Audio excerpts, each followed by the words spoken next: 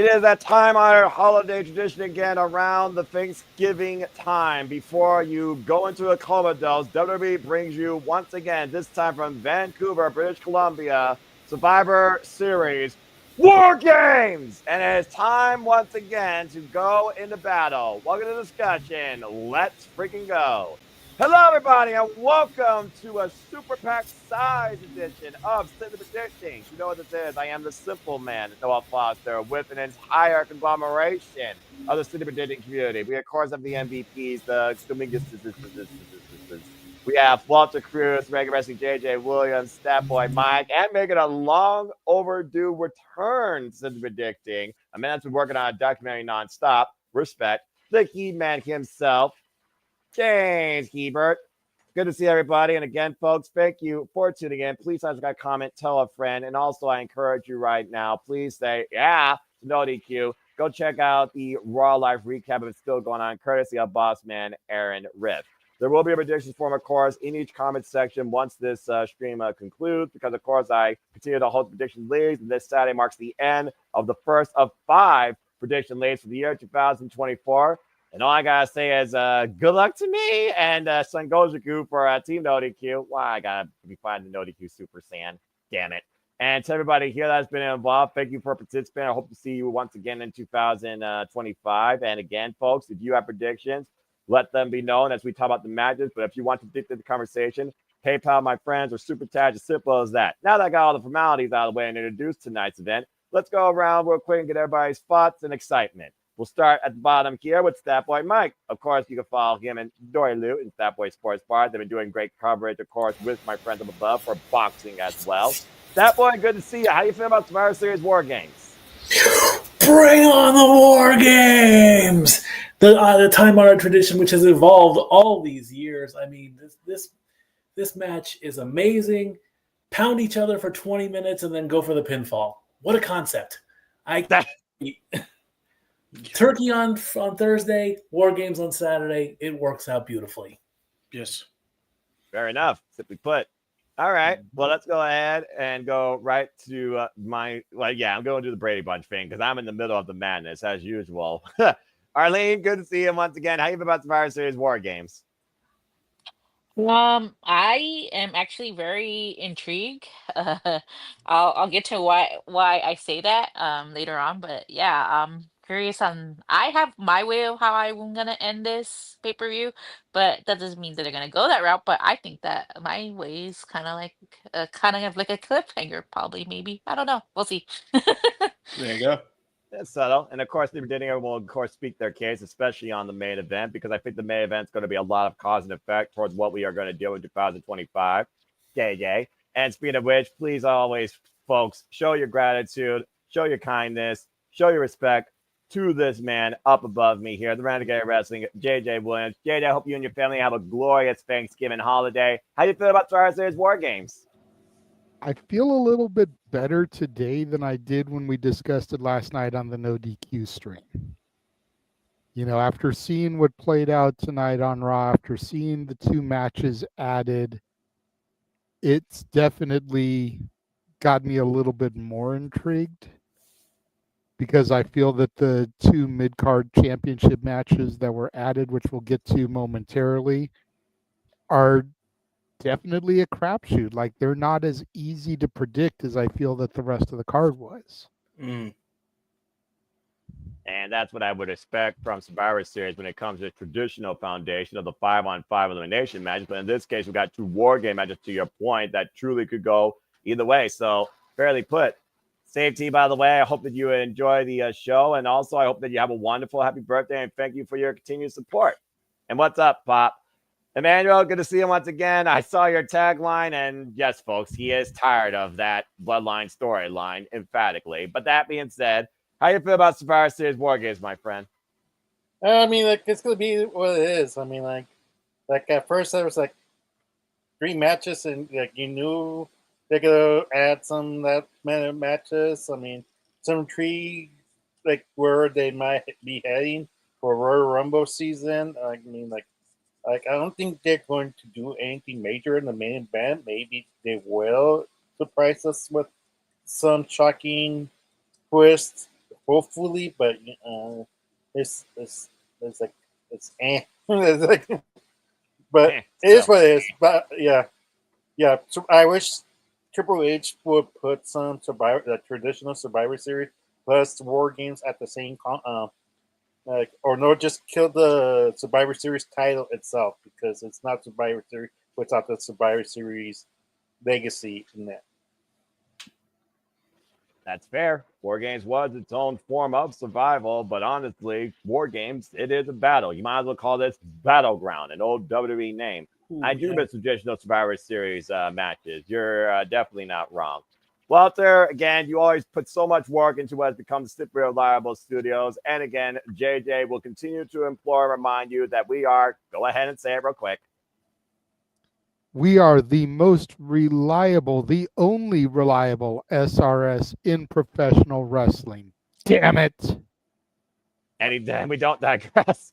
Walter, good to see you. How you feel about the Survivor Series War Games? Well, first of all, that's definitely been proven even further this week, but that's neither here nor there.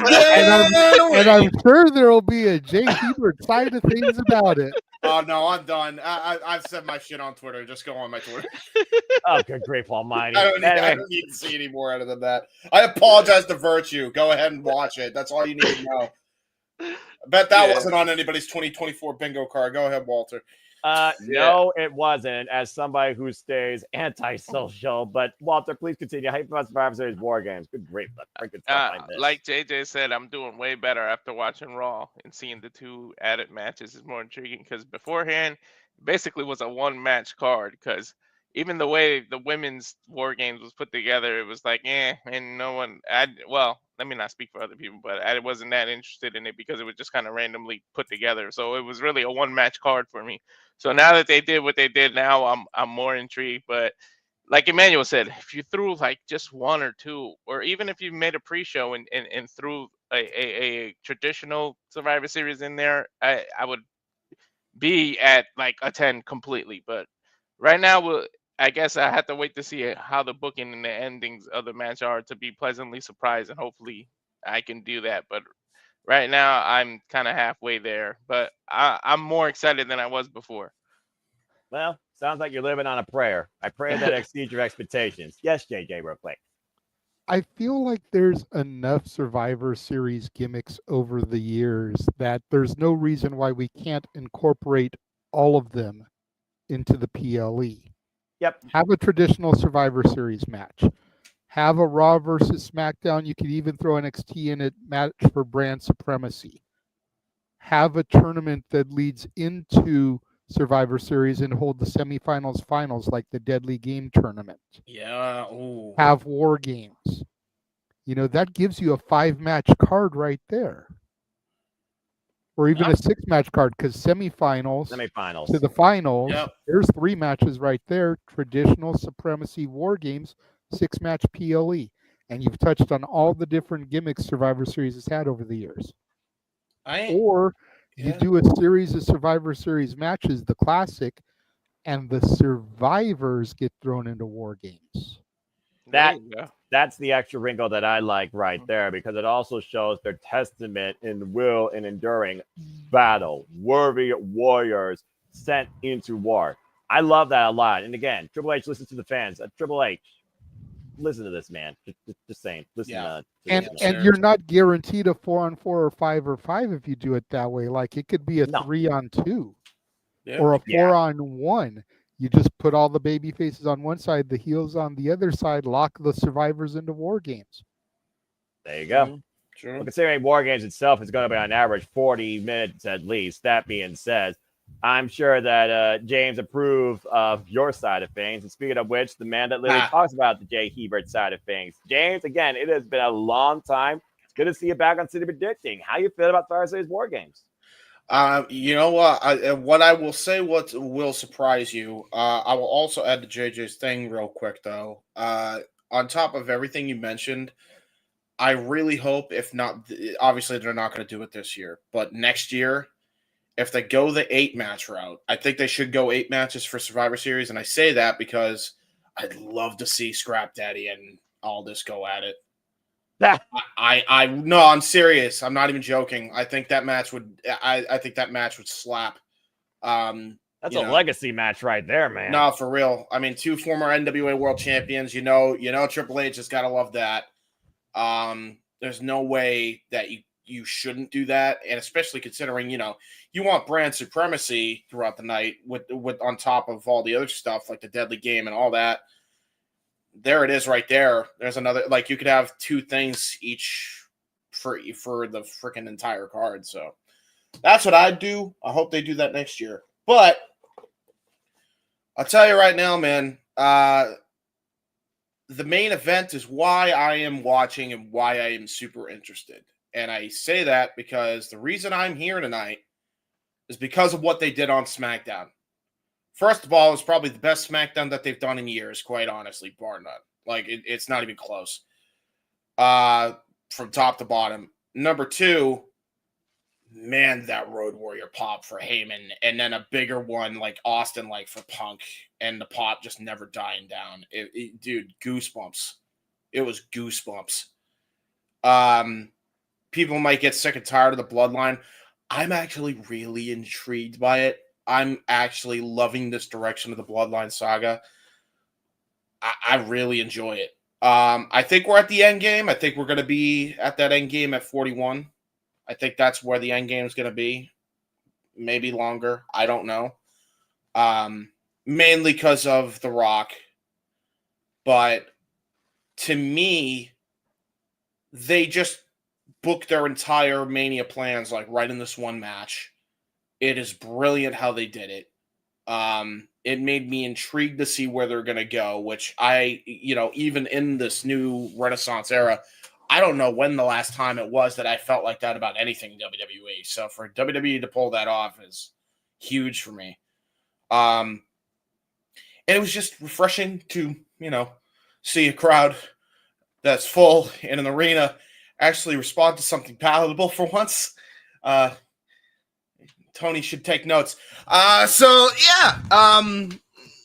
me whatever you want to call me, but they hooked me. The crowd definitely helped. And now I'm going to be watching WarGames probably with my buddies. I'm not going to be on the call, but I wanted to be on the predictions panel because I'm actually going to be watching it. So there you go. I think it's great. I respect that honest take, and it's always great to see a fan brought back into the business, especially when they may have developed a sense of mistrust or lost that sense of passion. So I'm happy to hear it. All right. Well, that being said, again, now yes, Mikey, I see your hand up. What's up? Renegade, were you talking about the Grand Survival match from 1990? Yeah, that's exactly what I was alluding to, which is why I don't understand why Safet put that in the chat, because I did very clearly state that the winners of the matches get locked into WarGames, which is essentially that Ultimate Survivor match. You could have gotten confused. I mean, again, some people need clarification. Not everybody necessarily, gets all the terms right, and there's a reason why the word botch exists in wrestling, if nothing else. But I think, the fact that you show me that they added these matches from Raw, sensing the panel's excitement, and further thinking after the no DQ panel, especially about what's going to happen with the main event. To James's point, I literally said it's going to be cause and effect to at least, I would think, 3 matches into WrestleMania season. Yeah, I think I bumped up slightly. I'm definitely from, I think I said a 7 out of 10. I'm at an 8 out of 10 right now because bottom line, I only need one WarGames match in this show, and it's the main event. But I know everything else is going to be a very fun card too. So I think that being said, for everybody's hype, excite, and delight, we got everybody's suspension of disbelief, social media community, everyone else here on the panel. Without further ado, let's get right into it. So, of course, this is once again WWE Survivor Series. WarGames. It comes to us from Vancouver, British Columbia, and it will be this Saturday on the Peacock. And according to what I heard, it will be an hour pre-show and a start time. And lately, these Saturday PLEs have been starting at, I believe, 7 p.m. Eastern Standard Time. And again, everybody that's been participating in Team No DQ and the No DQ Galaxy Predictions League, this is the last event of the year in the league. It's do or die for several people in the Galaxy. And again, between me and Song, I'm not feeling good about my chances, but I hope everyone's had fun, and good luck to everybody here on this panel and everybody in the Galaxy. All right, well, let's go ahead and get right into things. And considering we only got one women's match, we of course have one lady of the City predicting community and Survivor Studios here. I think it's only fitting that she kicks things off. Let's go ahead and kick off what I think is the fitting opener. And I still say it should be traditional. Although, why didn't you just have Wyatt 6 versus Final Test match of the Survivor Series? Again, nitpicking, but just saying. It is the women's War Games match, 5-on-5. It is Team Rhea Ripley. Thank you, by the way, Walter, for also taking care of the commentary. I'll leave you to moderate that, or the comments. It is 5-on-5. It is Team Rhea Ripley versus Team Liv Morgan. It's Rhea Ripley, Io Sky, Bianca Belair, and Naomi taking on Liv Morgan, Raquel Rodriguez, Nia Jax, Tiffany Stratton, and Candice LeRae. And for those that don't know, NoDQ has already posted spoilers for SmackDown. And I will tell you right now, if you didn't watch Raw, you are about to be spoiled. So I'll go ahead and just put up the 5-second warning. The extra remaining person on Team Rhea Ripley, Survivor Series War Games team is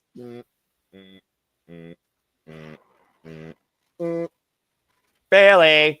BAYLEY came to the aid of Nia Jax and Bianca Belair. And the baby faces once again have the advantage. Now, Arlene, I want you to keep a couple things in mind. Io Sky is the next challenger for Liv Morgan's WWE Women's World Heavyweight Championship. The saga with Rhea Ripley and Liv Morgan is clearly never going to end. It's like the Never Ending Story song from that horrible movie. I said what I said. But also, Jade Cargill was taken out mysteriously. Who did it? Oh, I wonder who. Of course, we've also seen that subtle tension and also the subtle face-to-face with the fact that Bianca Belair and Jade Cargill, everyone's been waiting for that one-on-one since the Royal Rumble earlier this year when both demonstrated their super strength. And will Tiffany Stratton cash in and will it be Tiffy time come the end of War Games? Or you still hold that off for Las Vegas? And of course, Candice LeRae, Io Sky, Rhea Ripley, Bianca Belair all have previous War Games experience. With the babyfaces having the advantage this time, Arlene, I put it on to you. Who do you have winning this year's Women's War Games? Team Rhea Ripley or Team Liv Morgan? Yes, JD, I see you were quick. Before she goes, don't forget the bonus point questions. Who starts the War Games match for both the men and women? That's going to be a bonus point for each match. Yes. And will Tiffany cash in? Yeah, so I was make sure you about... give those in your predictions also, Arlene. Yep. Thank you for that, JJ. I appreciate that. So basically, Arlene, you're calling winner, starters, cash in opportunity. Good luck. I think they're gonna give it to the heels, just because of what I think is gonna end up happening at the end of War Games, and I'll get to that when it comes. But here's what I was telling my brother, that there's only two people that we've been talking. Like I think honestly could have done it, Naomi or BAYLEY. And in my scenario, if they're going to do a callback on when Dakota Kai turned on Tegan Knox in this, there's only one person that equals in two of those equations. Either BAYLEY turns on Io and slams the door on her face on Io, or the opposite. Naomi slams the door on BAYLEY. But you see, there's only one person in that scenario that is a repeat, BAYLEY.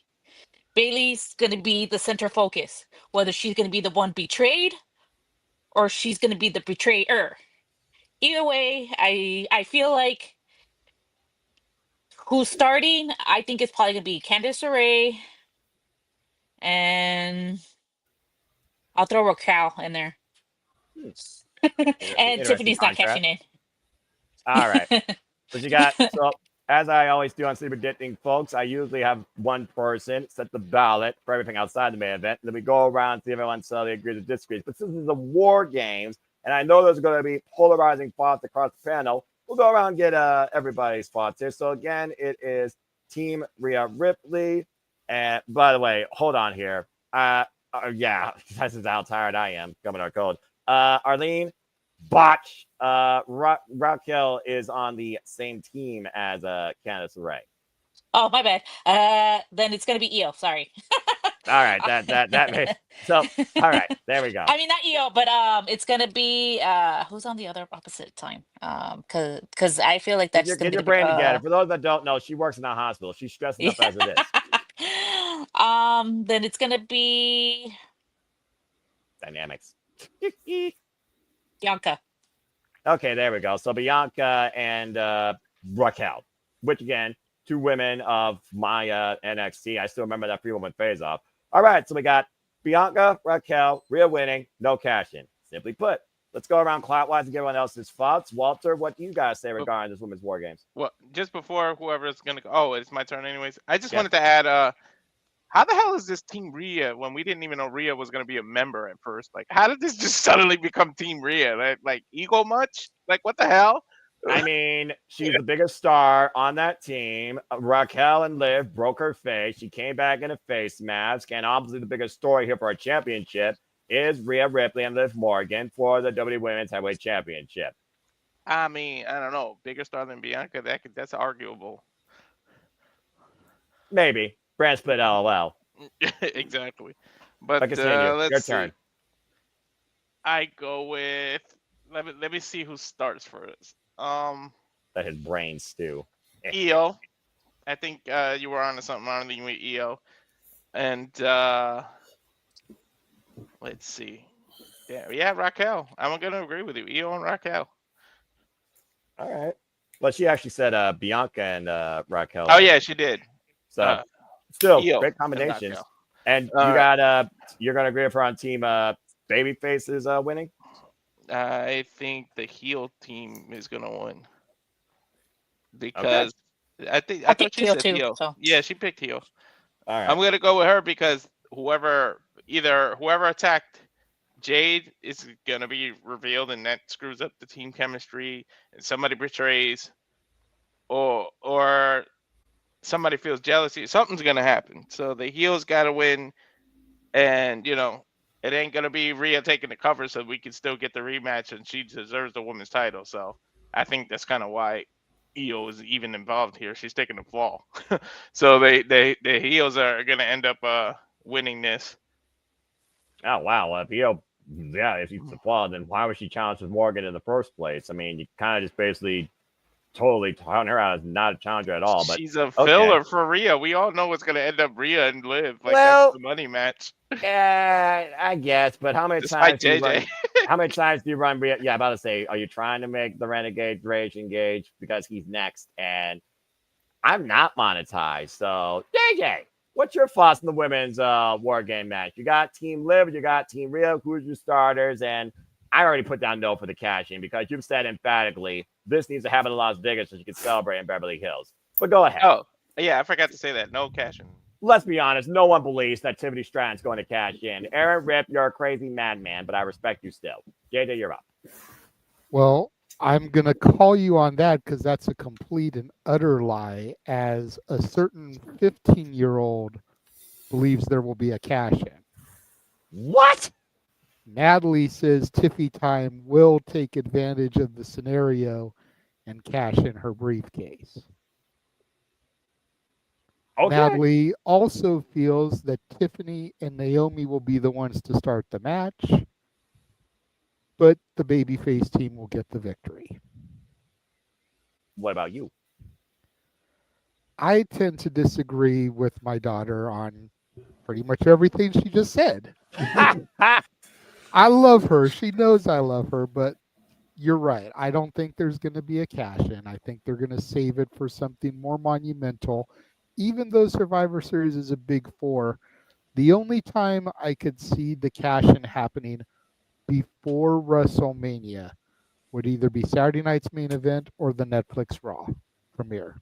Because that will be LA, that will be Hollywood, that will be Beverly Hills. California. Tiffy Time would make a lot of sense there, and it's something that would be major to garner that intrigue to that initial Raw. But that's not Survivor Series. No. I agree that it's going to be Bianca and Raquel starting the match. I think that they're the two biggest powerhouses, although I do like what Daniel said in the chat. The fact that they've kind of been building this BAYLEY Candice thing over the last few weeks, the fact that they've got history from California, BAYLEY being a NorCal girl, Candice being a SoCal girl, and the two of them having met on the indies out here in the past, I could see that giving us a nice little 5-minute match there. I could see that being something Triple H would tap into. But Bianca and Raquel in the battle of the powerhouses is, I think, something people want to see. And Raquel, still fresh back from injury, could use a good showing against Bianca to prove, like, hey, bitches, I'm back. Recognize. But I think the heels are going to take this one. There is way too much dissension on the babyface team. I mentioned this last night. They exponentially displayed it tonight on the air. Bianca doesn't trust Bayley. Naomi wants Bayley. Io and Bayley had issues with the damage control breakup. You know, Rhea's just out for blood. She doesn't give a damn. There's too much dissension in this team to make it cohesive. Whereas the heel team, it's like you've got running mates, Nia and Tiffy, Raquel and Liv, and then you've got the speed champion. You know, Candice is definitely the filler on that team, but as much as I despise her on a personal level, she is a damn good worker, and she will hold her own within the confines of WarGames.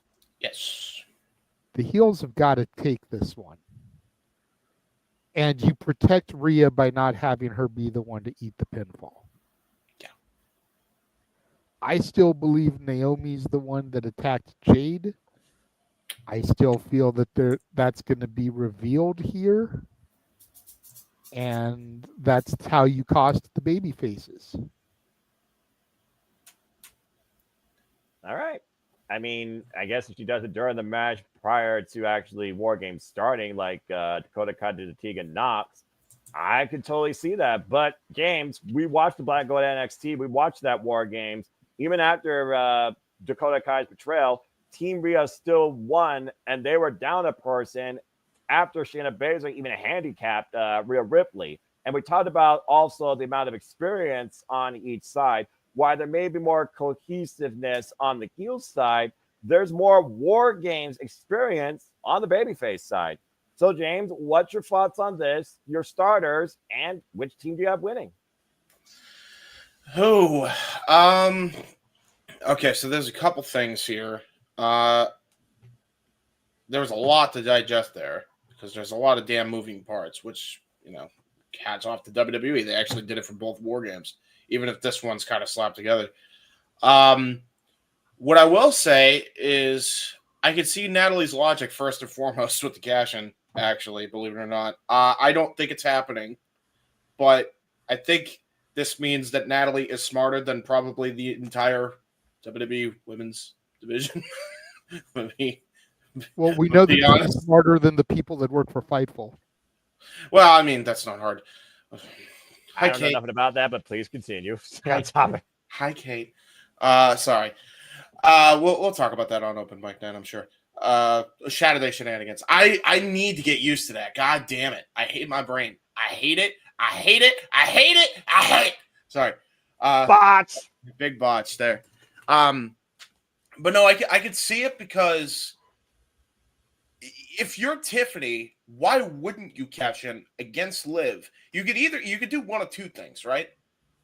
You could find a way to get the pin on Liv and win your WarGames, right? De facto number one contender for the world title. And then after the match is over, if you see everybody laid out, perfect opportunity.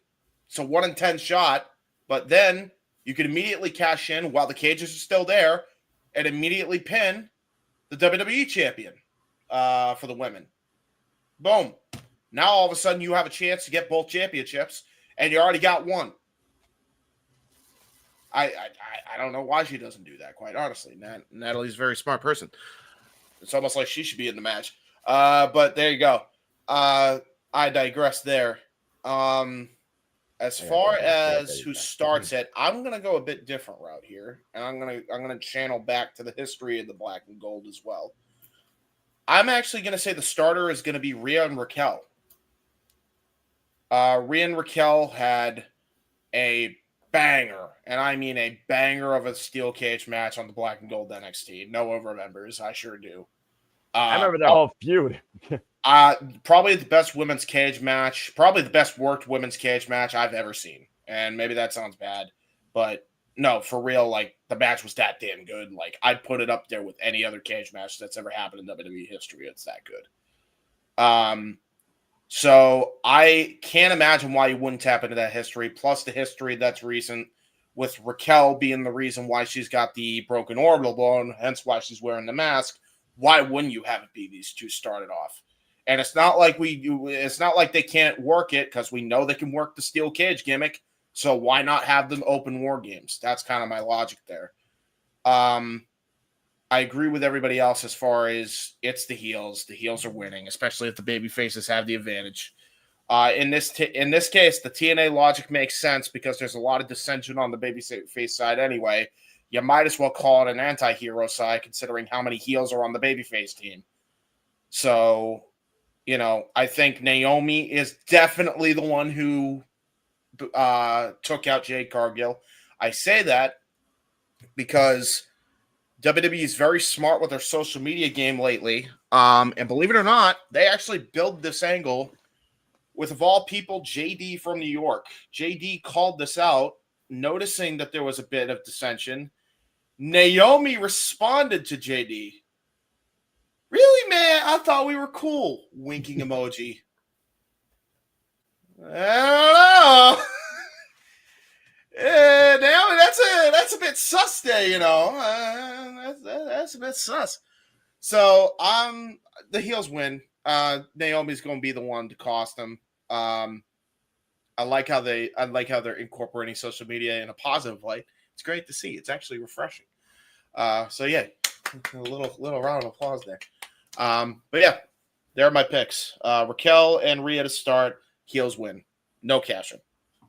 All right, fair enough. Before we go to Man Arlene, I saw your hand up. What's on your mind? Oh, I was just gonna say that the reason why I don't think it would be smart of Tiffany to cash during the match is because if she doesn't gain the pin, there went her Money in the Bank chance. Because that means now anybody that pins the person is considered in that match. Anyone that's in that 5-on-5 now becomes involved in her little matchup. It's not just her against her, right? Or is that not how it works? No, 'Cause now that's this would be after the match, but the cages would still be there because they yeah. haven't So I gotten mean, time like, to it open wouldn't it up. make sense to me, like, unless you're predicting one of the champs to already be down. I don't see that happening because as soon as the match is over, unless you like attack, unless Tiffany attacks Nia from behind, but even then, it's like there's Candice Ray. She's not gonna let her do it, so I don't think it's smart. And then the reason why I think there's also JJ also predicted it with the whole dissension. I feel like there's going to be dissension in the match because if it's revealed, if depending on who it's, I still think it's Bayley, and the reason why I say this is because if it's Bayley, Bianca is gonna look at Naomi and see, this is why I didn't want her to be on our team. She's gonna push Naomi, and she's like, and then Okay. and then you have Io Sky like like wanting to like separate them, and then they're like, and then Rhea's trying to control it, and then Bianca's gonna be pushing Rhea like like pushing her out of like and there's the dissension that you create because it's like and I see like yeah I could see Naomi, but to me it's like to me it makes more sense because it's like who wanted Bailey to be in there in the first place? Naomi. Now if it is Naomi that betrayed them, then it's like where's the dissension? Like no Yep. one, like they picked her. Yeah. There's like Yeah. so to me it's a bigger dissension. It's like, see, this is why I didn't want Bailey to be on our team. I didn't trust her, and because you insisted on being her being on the team, this is why. And I can picture like shoving because it's like, see, this is why I didn't trust her, and push And her, then and then everybody she's goes gonna push after. Yeah. back, and then they're gonna try to break it up. The faces are gonna just crumble. And I know Yeah. JJ's I probably gonna mean, say something, but there's I also think there's also that history between Bianca and Rhea. So if they bump into each other trying to break it up, they can implode as well. I didn't even think about that. Yeah, you're probably onto something here, to be It honest. just sounds like to me you're just looking at nothing but a pipe bomb waiting to explode amongst the babyface, just a matter of which cause and effect. And that being said, I sense a fuse was lit in JJ's head. JJ, I see you have a thought before we go to Emmanuel. Oh, no. This is the problem about doing these simply predictings is that I give my thoughts, somebody else has a counter thought, and then we end up spending about 45 minutes going back and forth. Buckle in for a 4-hour prediction show, folks. I can't go But, that long. Well, I'm gonna you try my shouldn't have signed up then. I'm gonna try my But, best to put this under 2 hours, but no promises. But continue. The problem with Bayley is that she would be too easy to pinpoint because of the fact that there's the distrust. Yep. Naomi is so beloved that having her be the one to turn heel and be the attacker, there's so much stuff that makes sense. I ran this stuff down on Simply Predict, or not Simply Predicting, that's what we're doing now, but on the No DQ panel last night. Correct. She's been the third wheel of the big three since they formed. Yep. Jade debuted at the same event that she returned at. Bianca and Jade have had 2 tag team title runs while Naomi has lost virtually every match she's had. Bianca and Jade went down to NXT, and instead of taking Naomi with them, they aligned with Kehlani Jordan, and then all 3 of them posed doing the flex, basically showing that Naomi has been replaced by this young upstart woman. Naomi has had dick going for her since she returned. Accurate. That's why her taking out Jade makes so much sense. It's the green-eyed monster. It's jealousy. Envy is a dangerous thing. I also want to put this out there too. Everyone's thinking about, some people are thinking about Bayley. Y'all might want to think about this. Bayley was the sacrificial lamb for her team that ate the fall last year, so she is in this to prove a point as a babyface. I think Bayley should be away from your mind. Just saying. Now, and Bayley has barely been a babyface again for a year. Yep. Why would you return her that quickly? I think that the thing is too is like Bayley's also been left out, and she doesn't like it very much that she's being left out either. You have to also keep that in mind. Yeah. Yeah. So it's like it could go either way. She's being left out of the 2. She wasn't even being considered. Like Naomi was the one that threw her out her name. They could have easily said nope and then gotten Kyrie or whatever. But I'm just saying, like, Bayley's also been left out too. She could have easily said, "I already had my title shot. I'll give you one." But no, she already had her title shot. She, instead of giving it to Naomi, she's like, "No, I'm gonna take it again." All right. See, this is why we need coaches. This is the problem. All y'all people, you have your own agendas, and then you don't do shit. And this is why we need coaches for WarGames. That's what needs to happen. Well, this is also what happens with Brand Split LOL, where at the end of the day, it's about primarily, I think, one thing at heart. You got to look at the 2 captains. It's Rhea and Liv, and it's continuing that saga. But I do like this subplot. All right, Emmanuel, you're on the docket as we continue forward. That was a great segue. Go ahead, talk about your starters, your team winning, and I already put down no for the cash in for you. So, who you got winning WarGames, and who is your starters? I had the babyface winning, surprisingly. And here's why. Hear me out. Okay. The cell phone thing was like doo doo doo. I know, like even your cell phone's wondering that decision. No, I think it's like our audience like from part of this. I'm joking. Continue. It was mine. Oh, okay. That was funny. I'm not gonna lie. Go ahead, Emmanuel. I guess it was Stat Boy cell phone who was confused. Okay. Anyways, the reason why, like we are forgetting about Candice and Tiffany struggle of pining for the love for Nia Jax. We have forgotten the Tiffany and Candice rivalry that's going on there. This is such a 2 right there. Wait, there's a love triangle going on in WarGames? Yeah. Huh? Like like who's the queen? Please love me, queen.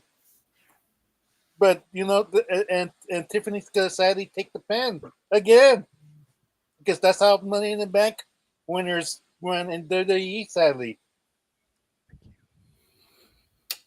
like All right. Okay, so there's I agree with you guys. There's gonna be this session in the baby face side. I could I could see it, but then you have to remind yourself, Naomi, like why would she mention Bayley's name out there? Like I agree with you guys.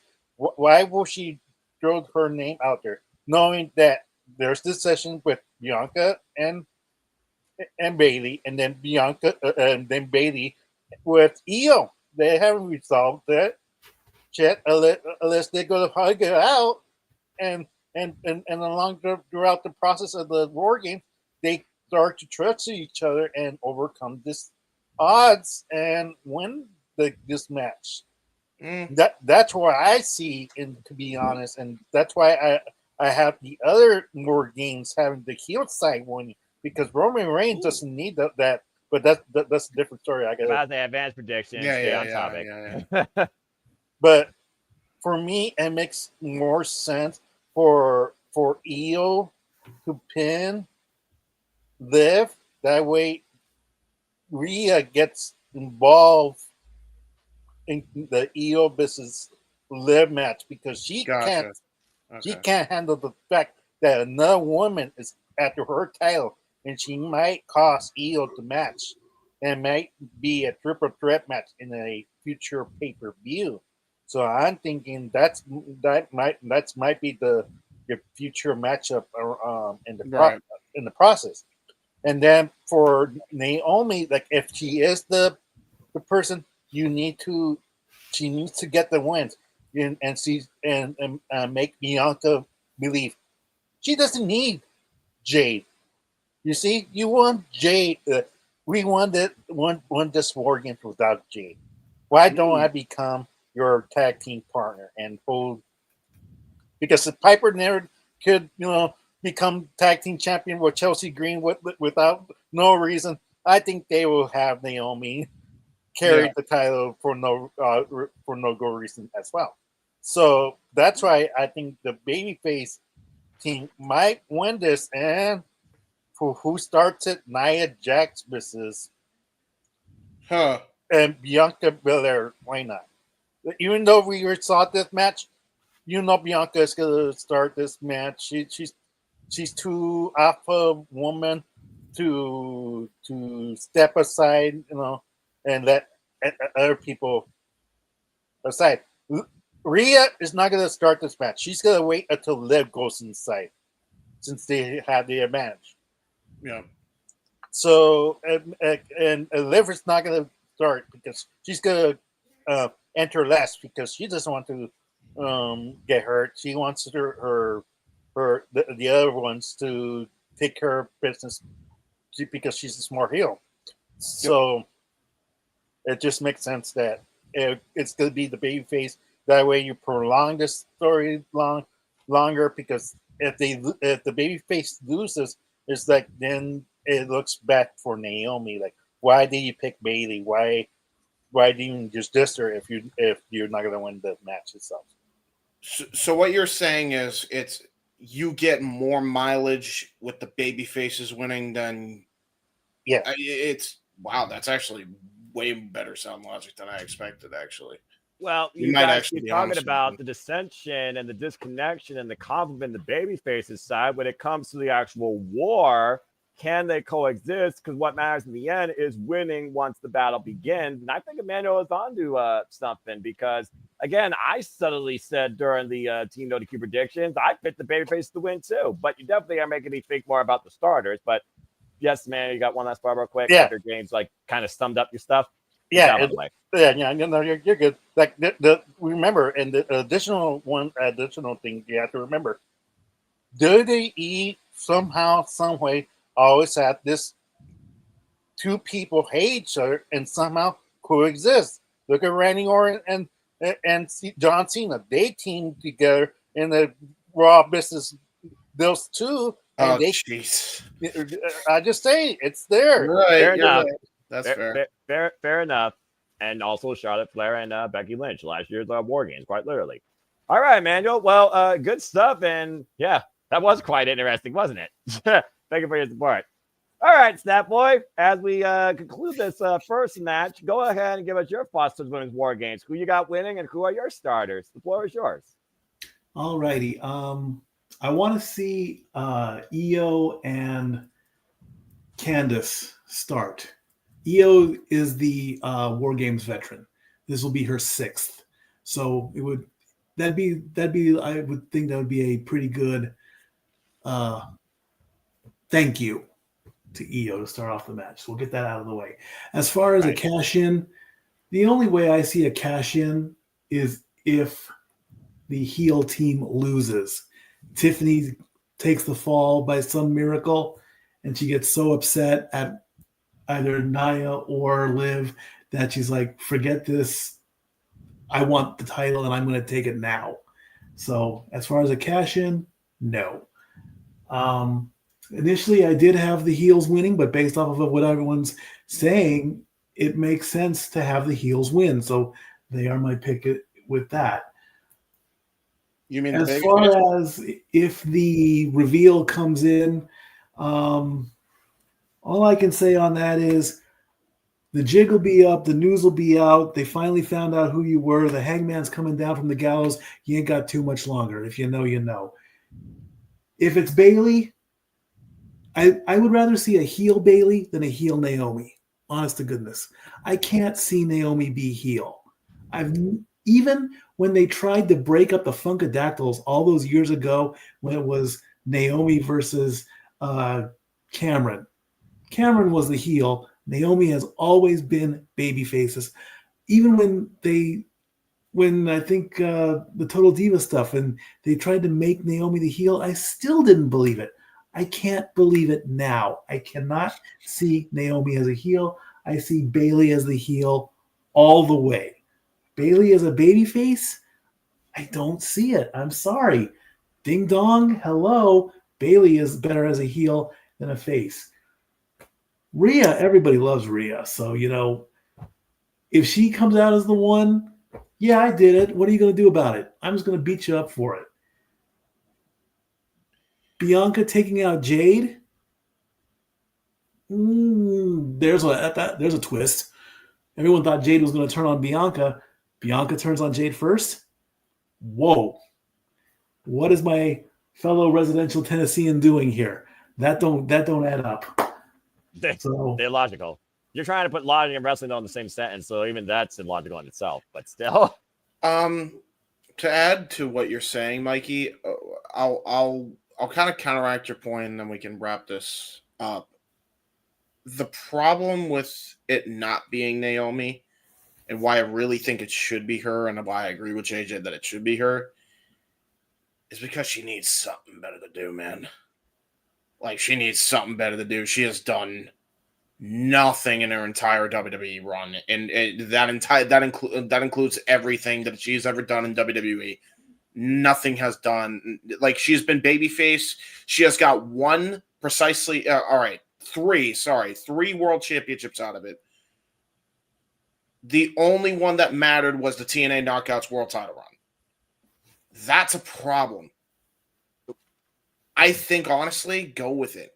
It's very similar to the Ricochet stuff because I feel like Ricochet is also stale and he's been babyface for what feels like forever. I think, I've said Ricochet needed to turn heel in AEW because I think there's a lot of mileage if you at least try and attempt it. It's very similar with Naomi. I think you need to go with Naomi to go heel just to see if it could work. If it don't work, turn her babyface. We know it didn't work, but at this point, it can't hurt to try because nothing else has worked. True that, and she just lost out against Nia Jax for the Women's Championship, and why she has a chance, I suppose, in that Women's United States tournament, Chelsea Green. I don't see her winning that either, so that would just be another loss. And every time that Tiffany and Naomi have somehow collided, Tiffany has gotten the better of Naomi, even if Naomi has a couple wins over Tiffany. Who's the bigger star here? I'm just saying. How funny, by the way, that both literally signed on the dotted line of SmackDown the same day, too. Naomi has truly been the afterthought of the SmackDown Women's Division and probably the SmackDown roster. So The funny that thing is has her to eventually husband. break a nerve at some point. The funny thing is her husband just turned face, and now everybody wants Naomi to turn heel. We're never gonna get her as Right? part of the Yeah, bloodline. never. It's never gonna happen. Just we're tossing it away. It's never gonna happen. Well, I mean, if Triple H listens to the fans and the fans ask for it, there's a possibility because Triple H said, and I quote, "It's not about what I want, it's about what the fans want." And that dynamic is why WWE is in the greatest stage it's ever been. Yes, JJ, before we wrap up.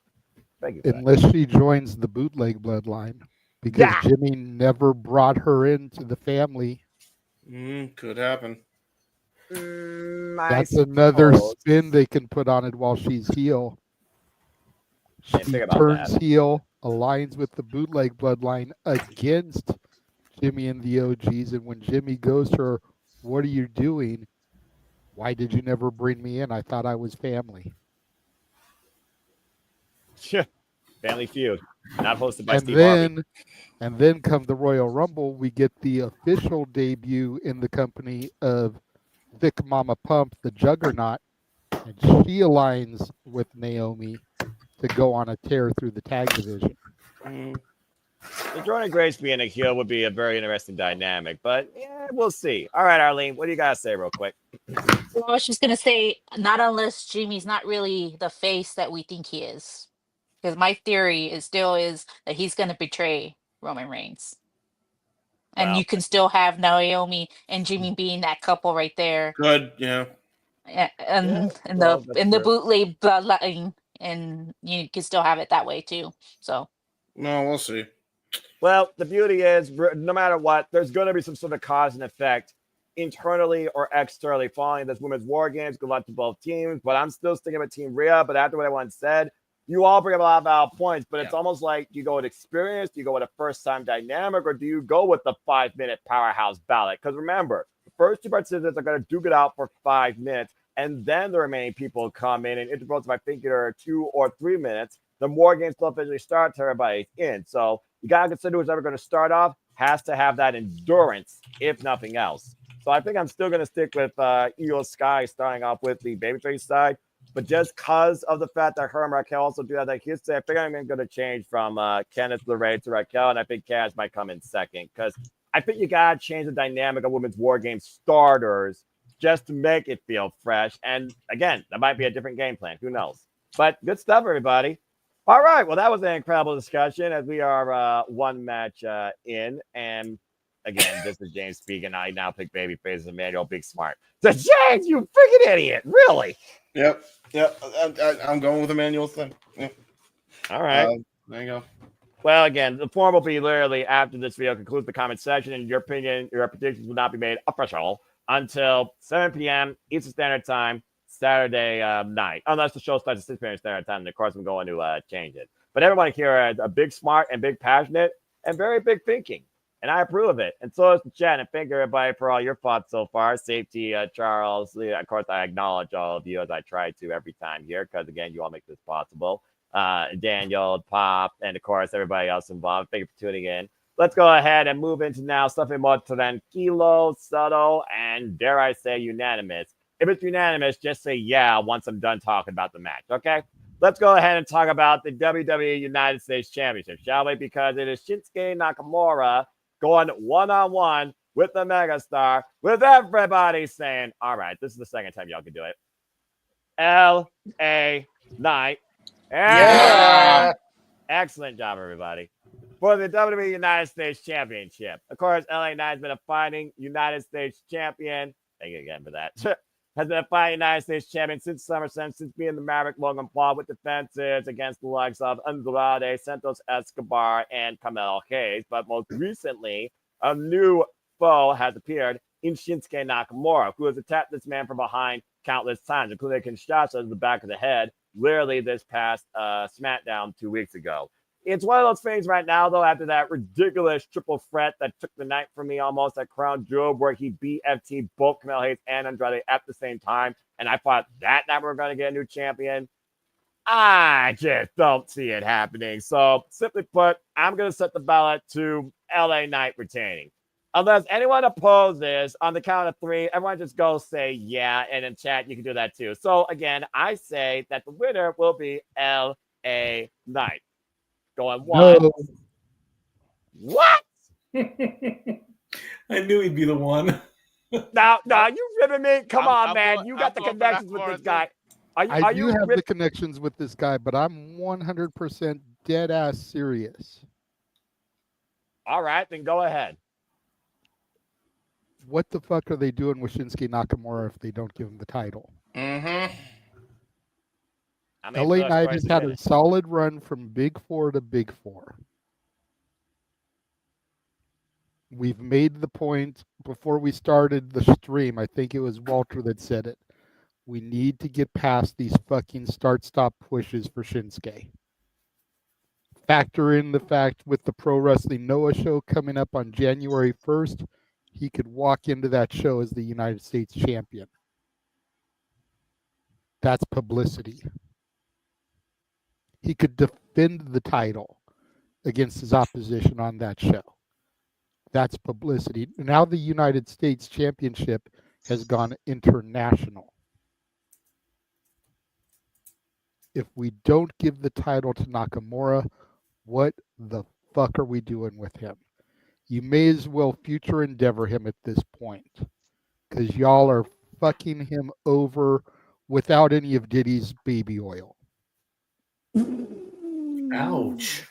Well, Ice Cube, no Vaseline style. I was about to say, JJ, with an Asian guy, that's not exactly the greatest stereotype to be going for, pal. I'm just saying. Like... This match is not brought to you by hentai, even though we were talking about Crunchyroll prior to the show.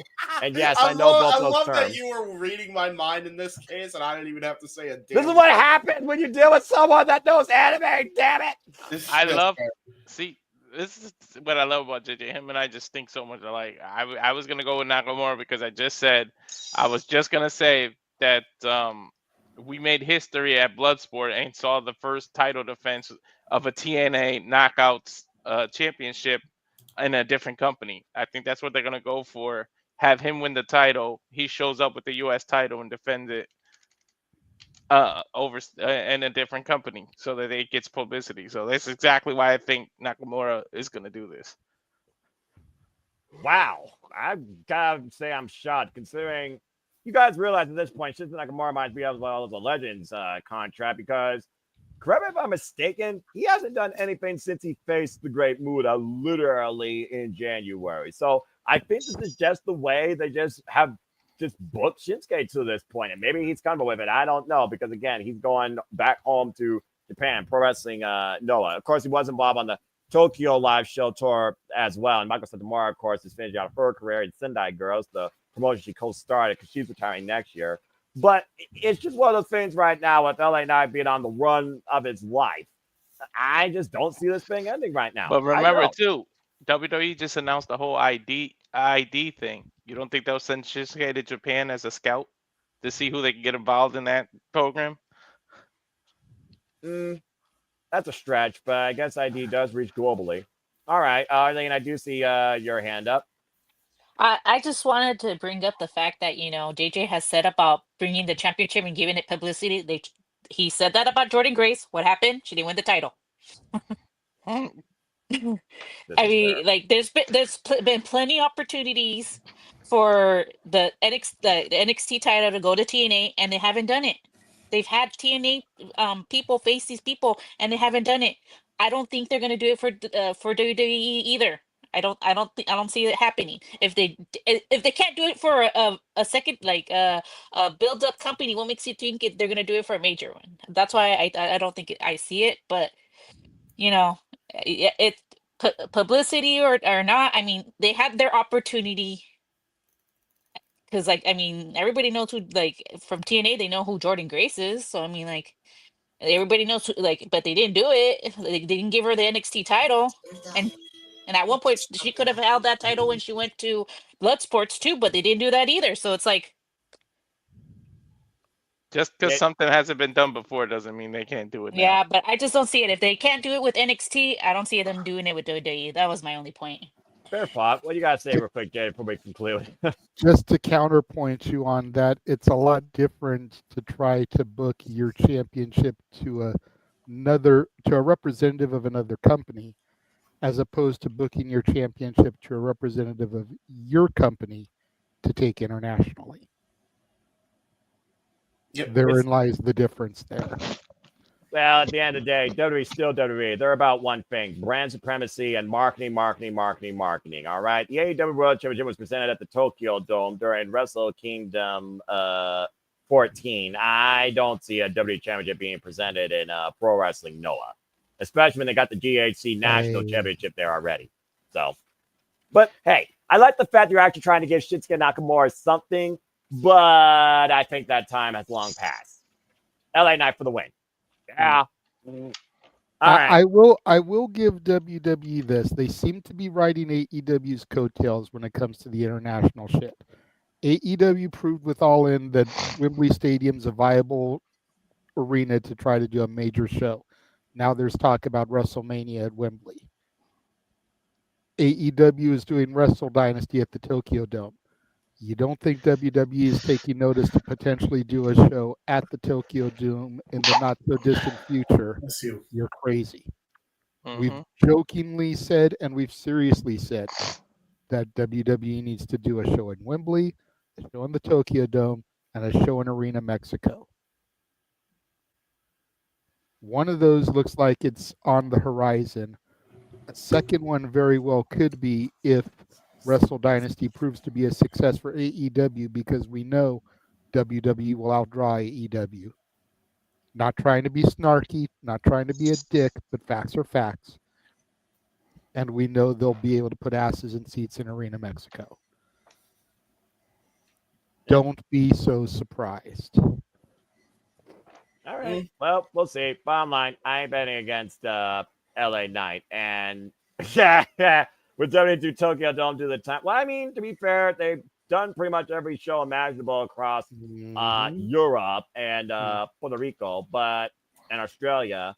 But yeah, I guess they really haven't done like a premium thing in Asia. So I mean, but I think they would probably try and do something. If you believe certain journalists are going to have backlash at the Tokyo Dome. Yeah. Sorry, that was my impression of his face. Hi, Manuel. Go ahead. Yeah, I was about to say, like, didn't like back in the day, like 2015, like they did the day one at Tokyo when there was Finn Balor and Kevin Owens and Beast in the East. Yeah, you're talking about Beast in the East. Yeah, Corrigan Hall, right? That show. Yeah, no, it was not Corrigan Hall, because Corrigan Hall is the Ludo Cathedral of professional wrestling and sanctuary. WWE did not grace that. Okay.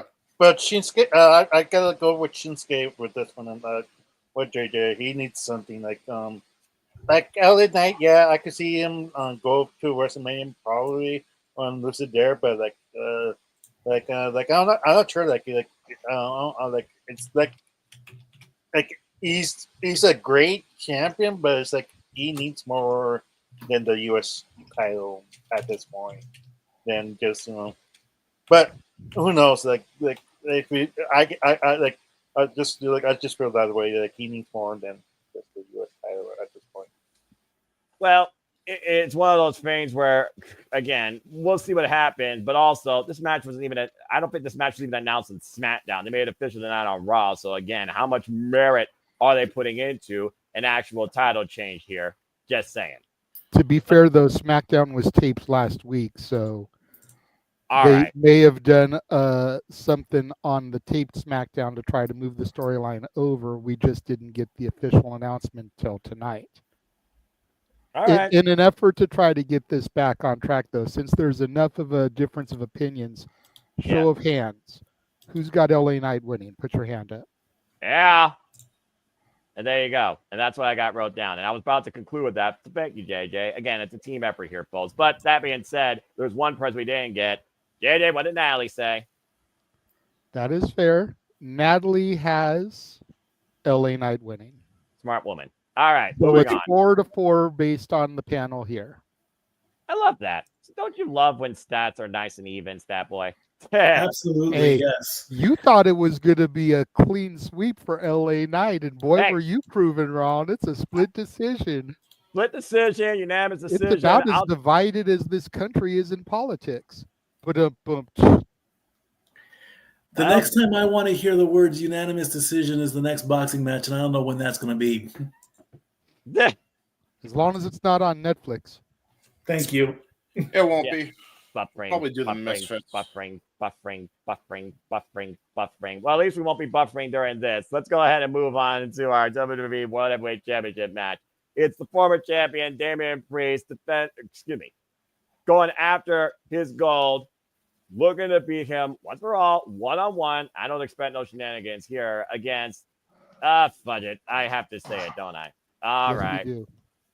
Ladies and gentlemen, I demand all your gratitude for your reigning World Heavyweight Champion, the Ring General Gunther, who will be defending this title against Damian Priest after coming off the loss against Cody Rhodes at Crown Jewel for the first ever Crown Jewel Championship Super Bowl ring, whatever that's worth. Damian Priest has been questioning Gunther's not wrestling ability, but I would say character and integrity. Damian Priest has been pushing this narrative that Gunther fears him. And maybe that's why he hasn't given it this one-on-one match yet. And of course, Damian Priest right now, the Terror Twins are no more. He is going things all by himself. Judgment Day is in the past since he beat Judgment Day, quite emphatically, by the way.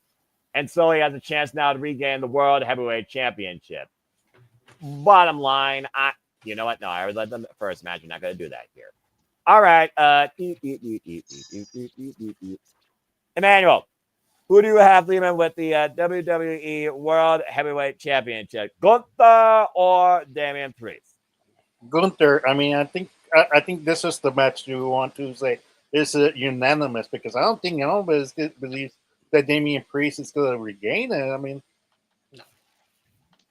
because we get the storyline, like he's down himself, but it's we know how dominant he is, but he just down himself because he can't figure out Cody Rhodes that he eliminated twice in the Royal Rumble. He got defeated by Cody Rhodes by a simple pack up the Bret Hart spot. Exactly. He's just frustrated. He can't figure out how to defeat Cody Rhodes. He's not worried. He's down himself right now. If he can't defeat Cody Rhodes, then what is he? What is he as a wrestler? That's what he's trying to figure out. But in the long, but short answer, it's like Gunther will win against Damian Priest. I don't be growled to see Damian actually go to WrestleMania and actually defend it. All right. So Emmanuel has the ballot to Gunther retaining. I do see your hand up, but what you got to say real quick? Don't worry, I'm not going to flip the script or anything on that. I just wanted to throw out, if you saw Raw tonight, or if you are currently watching Raw right now, you'll see why Gunther wins. Priest got his shots in, therefore, and Gunther's coming off the loss of Crown Jewel, so Gunther's going to take this one, I think, and continue his dominance as champion. I just want to throw that out there.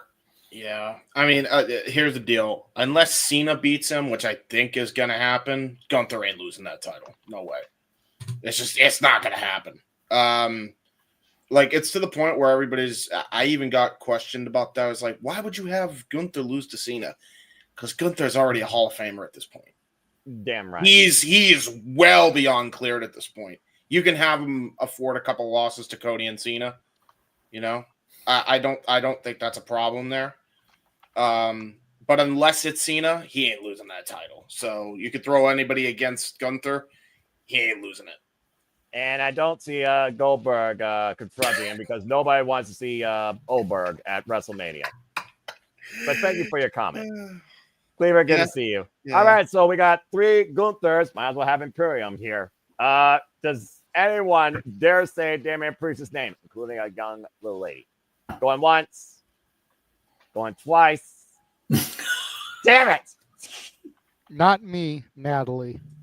Got it, Natalie. Really? Come on, kiddo. I know why. It's because she's got tattoos in it. That's what it is. It's a 15-year-old girl thing. She thinks I she's get it. hot. I get it. I get it. I get it. For Poppy Priest. Is that what she calls him? She thinks the bisexual Undertaker's hot. Well, I mean, he is bisexual Undertaker. I mean, Moving on. Arlene has her hand up. Okay, Arlene, go ahead. I don't know. I agree with Gunther, but I think my brother's onto something. I don't think it's. I think it's Gunther always saw himself as the top person in WWE, and the fact that Cody Rhodes was the one that brought him down, not like eliminated him twice in the Royal Rumble, like he said, pinned him, and yet he hasn't been able to defeat him. So it's like, am I as really as tough of a shit as I claim to be if I can't even beat the top dog? I need to reevaluate maybe my life right now, and I think that my brother's has a good point right there. It's not so much that he fears Damian, and he's just like he can't. He wants to be the top person, and if he Yeah. can't beat the top person, what is he doing wrong? And maybe that's what he needs to figure out. Conflict of confidence. Okay, similar to Shida and the Katana. I can get behind that. You had something to real quick to say. I was gonna ask you, Arlie. Here's one thing I'll give to you though. There's been 2 other people other than Cody that have beaten Gunther, and that was Ilya Dragunov, and that was, I believe, Braun Breaker. Yep, and Sami Zayn edition WrestleMania. Yep, so and Sami Zayn, but and that was after he had already beaten Sami Zayn, and I think he even beat Ilya Dragunov before Dragunov finally slayed the beast. So technically, that leaves only 2 people. So there's that too. Yeah, that's true too. But I mean, Ilya, who knows how long he's gonna be back until he comes back, so he still needs to conquer that too. But I think it's just the fact that Cody's had the upper hand like 3 times already. So compared to Sami Zayn, where like he did, have like at least one upper hand, but he was able to win him. So I think that's the only difference. He hasn't been able to beat Cody at all so far. So maybe There it that's is. like so That could be, maybe when yeah. Ilya comes back, maybe that if he can't beat Ilya, that's another person he's gonna be like, man, like I can't beat him either. Like, so Well, we don't gotta worry about Cody Rhodes or Gunther in the Royal Rumble next year. That's for sure, because they're both champions. They're the targets. And the comment on the attractiveness of bisexual Undertaker. Get a comment? Will you please stop that? He's not my cup of tea. So Fair enough. Okay, there you go. Dude, my friend he's an likes attractive him. dude. I My can't friend lie. likes him, but the he's not hell my is cup of tea. happening? And Yeah, He's not my one cup of of tea, but them my friend lose likes the- him. So Go, Unless go. one of them lose the title on the first Raw of Netflix.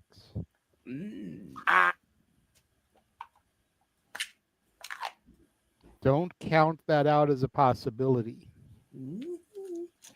Okay, I'll give you that. But bottom line, there's 2 things here.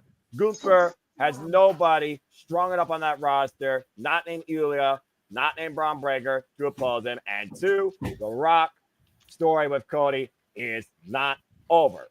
Manuel, what you gotta say real quick? Besides bisexual Undertaker.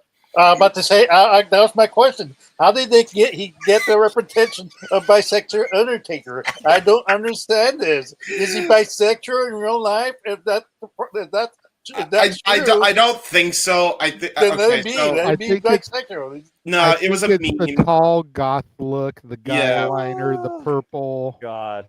He wears a lot of bondage, so that's a giveaway that he might be The very tight open leather. about his bisexuality. I don't think he actually is bisexual. I just think people called him that because it was funny, and it kind of stuck. So All we're missing now is a My Chemical Romance cover by him. Good grief almighty. Hey, he is in a band. Don't count your chickens before they hatch. He did. Shut sing it, his own James. theme song. He did sing his own theme song. He could do it. Oy. Cover of My Chemical Romance coming soon. Welcome featuring to the Diddy. Black Parade. No. Oh, no. I don't need that stuck in my head right now. Not copyright. Okay, but bottom line, Damian Priest's personality traits that you won't find on WWE Supercard aside. We all got Gunther retaining. Oh, good grief almighty. I will still call him Walter. I will not call him by that name. Don't, ever. I didn't even think about Brock Lesnar, actually. That's a whole nother conversation now that I think about that. That would be interesting, actually. It probably will happen if Vince is pardoned by a certain president. Let's not talk about it, though. Well, move on. It Yeah, won't happen. Talk 'Cause- about It won't that. happen because Gunther ain't black. No. yeah, we don't talk about politics here. We talk about professional wrestling. But since we're talking about things domestically, why don't we change things internationally with the Intercontinental Championship, shall we? Let's go ahead and talk about the triple threat for the Intercontinental Championship made official tonight. And I'm not going to lie, kind of saw this coming last week. Everybody saw this coming last week if you were watching Monday Night Raw. Yes, I still watch highlight. I can't believe Aaron is coming the least passionate about this company. Just because I That don't was watch me. it. I called you that. Just because I don't watch the shows doesn't mean I don't care. Shoot, Triple H made me care about WWE since freaking I can't remember the last year I cared about WWE this much. 06 probably. Okay, Noah, but let's be 100%. Let's keep it 1,000 here. Yeah, TNA, AEW, New NWW. Japan, Stardom, Noah, Yeah. Ring of Honor. WWE is at the bottom of the list. NXT is above main roster WWE. Yeah, well, WWE's always been at the Let's bottom be of my honest. wrestling itinerary. Okay, so it's the company you're the least passionate about. Well, I mean, passion is a unique word, but we're not trying to turn this into a discussion of words here, all right? This isn't reading Rainbow. Let's move on. All right, let's go ahead and talk about the Intercontinental Championship. Take a look. It's in a book. Walter! No, we gotta get the DMX cover of that. Oh no. This is why I'm in the middle of the madness, folks. I'm surrounded by buffoons.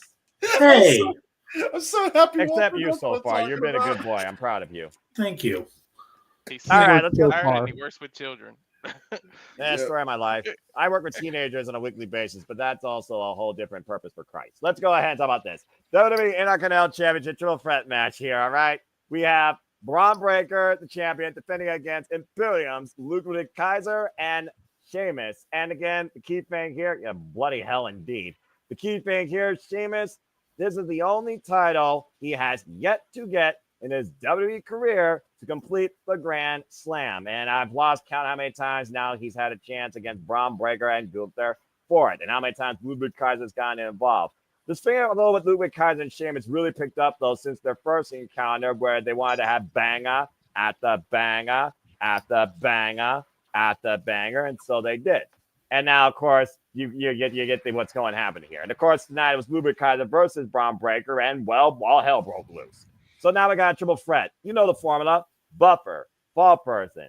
Now let's see if one of you can illustrate who's going to win this. And if you want to talk about who needs to fall, then I encourage you to do that as you set the ballot.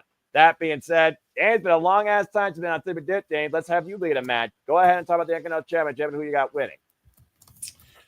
Wow, this is a really tough one, actually. It's the way they booked this. I actually can see all three of these guys winning because Sheamus desperately needs his Grand Slam. Ludwig Kaiser desperately needs something. And yeah, Braun Breaker just won the belt back. Shit.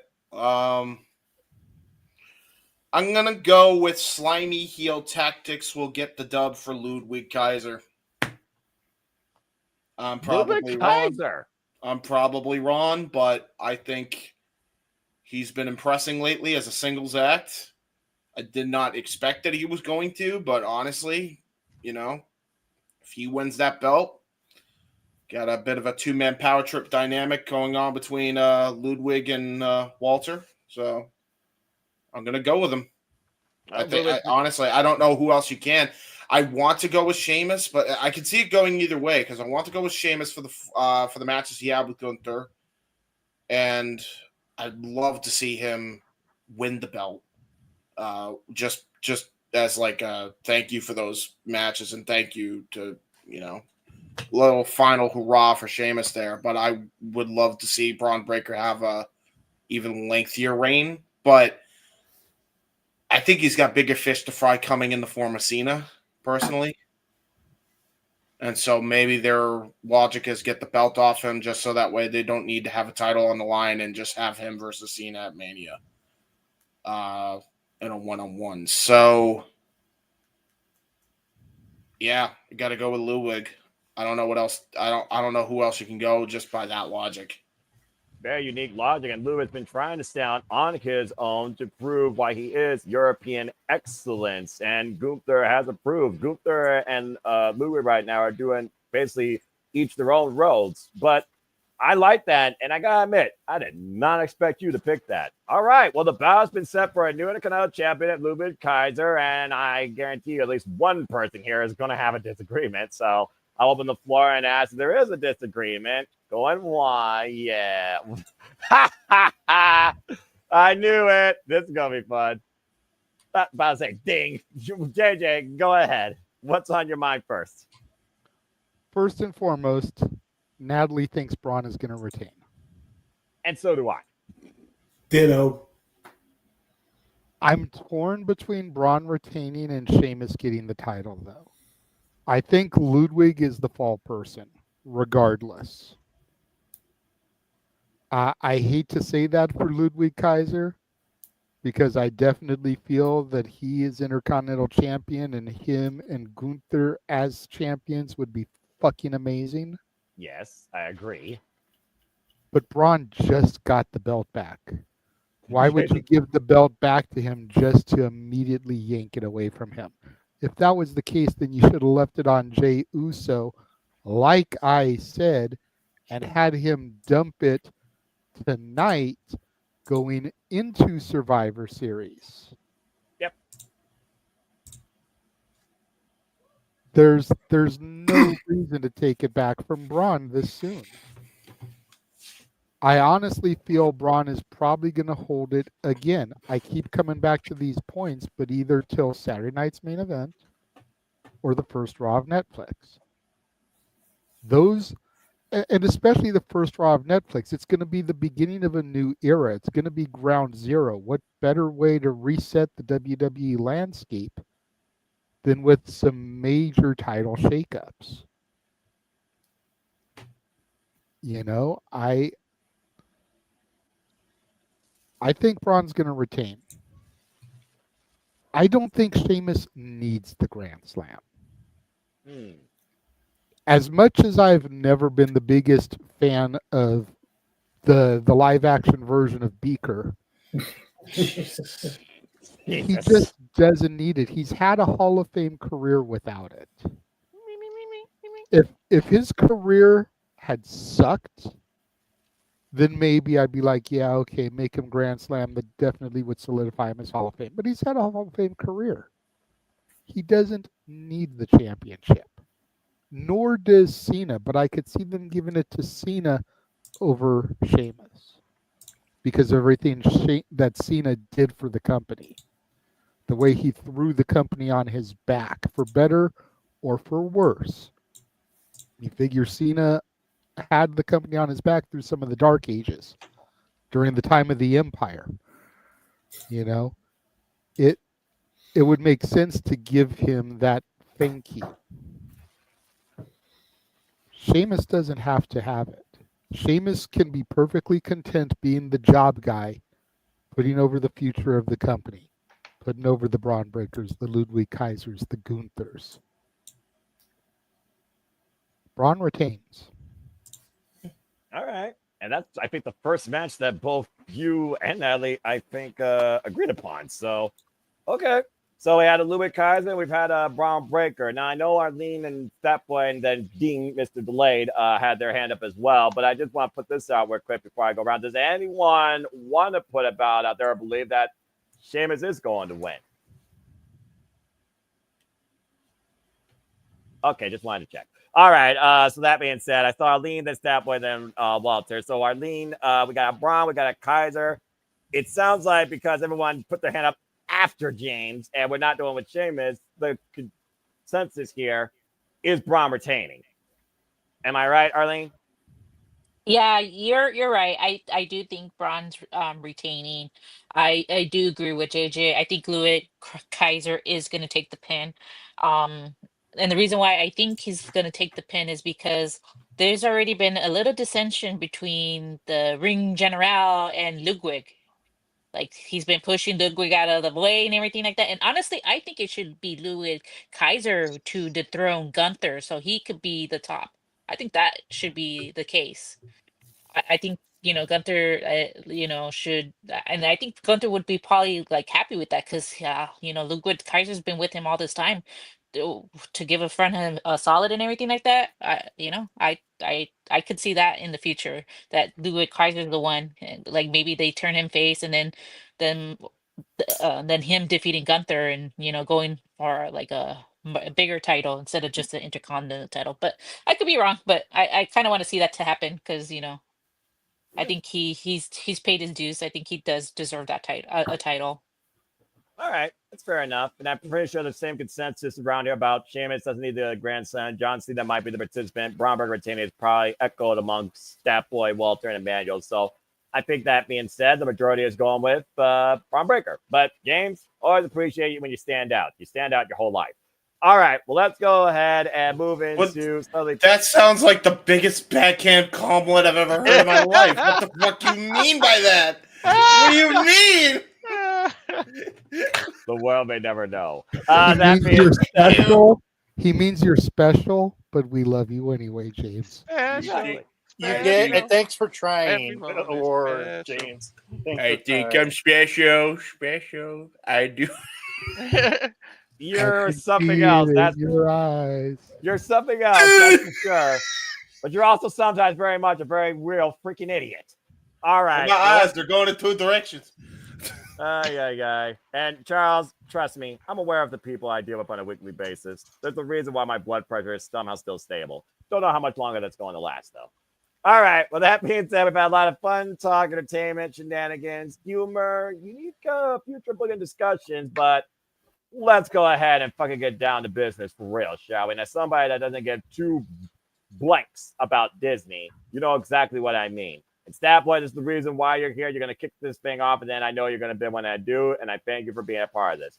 Let's go ahead and talk about our main event, WarGames Bloodline. It is the OG Bloodline, Sami Zayn, Jey Uso, the Tribal Chief, Roman Reigns, and of course, you see his brother, Jimmy Uso. We got the Usos back together. And yeah, that's not Photoshop, folks. 1 year to the day. He's actually in war this time, but returning to the aftermath. CM Punk. Taking on insert name here. I'm going to put bootleg bloodline on the form. Tama Tonga, Tongaloa, Sikoa, Fatu, and Big Bronson Reed. All right. We're going to dissect this thing at least for probably another hour. And I welcome everybody to do that because this is where shit gets real. You talk about Netflix, you talk about Saturday Night Event, you talk about WrestleMania. This match is going to define a whole damn lot of that shit. Mark my words. That boy, it's on you. Break it down. Talk about it. Your starters, your winner. Winner is going to be Original Bloodline. They are tied 1-1. Roman and Cody beat Solo and Jacob. Then they went to Saudi. New Bloodline wins. So it's 1-1. Even though you can call this the rubber match, you can call this match 3, the story is still going to continue. They're going to stretch it as long as they can. They're going to stretch it to WrestleMania. They're probably going to let things simmer down a little bit. Solo's still going to be very adamant. Roman's going to say, acknowledge me. Solo's going to say, no. It's going to keep going. We're going to go to the Rumble. The Rumble is going to be Bloodline heavy. All 8, 9, 10 of those people are going to be in the Rumble. I wouldn't be surprised if they dominated the whole Rumble and kept the story going. Going forward, and let me get this little bit out here. I can see Solo winning the Rumble. But we'll talk about that in January. I'm very happy that the Wise Man is back. I'm very happy that I'm a little surprised that Punk is joining and it's not Seth. They can continue the whole Seth Bronson Reed thing, but also Seth could be a wild card. Somehow, let's revisit Shawn Michaels coming through the bottom of the cage. Let's put Seth at the bottom of the War Games match and let him go in there and either go after Punk or go after Bronson Reed. Either way, it works. Then, like I said, we let the original Bloodline get their win, continue the story with that, let it simmer, let it cook, and everything goes as planned. It's working. It's cooking nicely. Don't burn it. Don't let it rest. Let's let it simmer a little bit. OG, as far as who starts, let's go. Let's go the odd man. Let's go Sami and Bronson. You don't want. We know everybody wants Roman and Solo to beat the hell out of each other. We know that. It's going to happen. We know it's going to happen probably at WrestleMania. That's when you'll get it. You don't get it now. Roman will get a few shots in. Solo will get a few shots in. Bottom line, they will not start. As far as that, I think I'm good. All righty. Well, Statboy, thank you for opening the discussion. The bow's been set to the original Bloodline winning and Sami Zayn and Bronson Reed starting. And I believe you said you needed to go after you gave your prediction, sir. Sadly, yes, I do. I've got a morning ride I've got to take first thing. So let me say thank you for bringing me into the panel. Follow me on Twitter at LBStatKid1977. We're getting closer and closer to the CFB playoffs in college football. Go Vols! We're getting closer and closer to more watch-alongs as football season comes along. I'm getting excited about that one.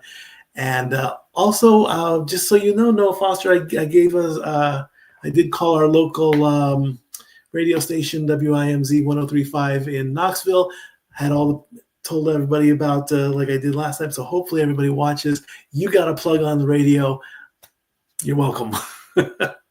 Thank you. Happy to promote, wrestling fun. Again, not about me, not about wrestling, but I appreciate that. That's kind of cool. I will see you all for for Survivor Series War Games. Statboy out. Appreciate you, brother. Join us till August. But thanks. Yeah, August. Yeah, I'm going to hibernate for the winter. You're going to miss the Royal Rumble and WrestleMania and come back on SummerSlam. I don't blame you. I was All about to say I gotta get on the whole Statboy train of promotion, man. Like, because he seems to have this shit down to a science. For those who don't know, this is the same radio station he plugged the World Series watch-along to.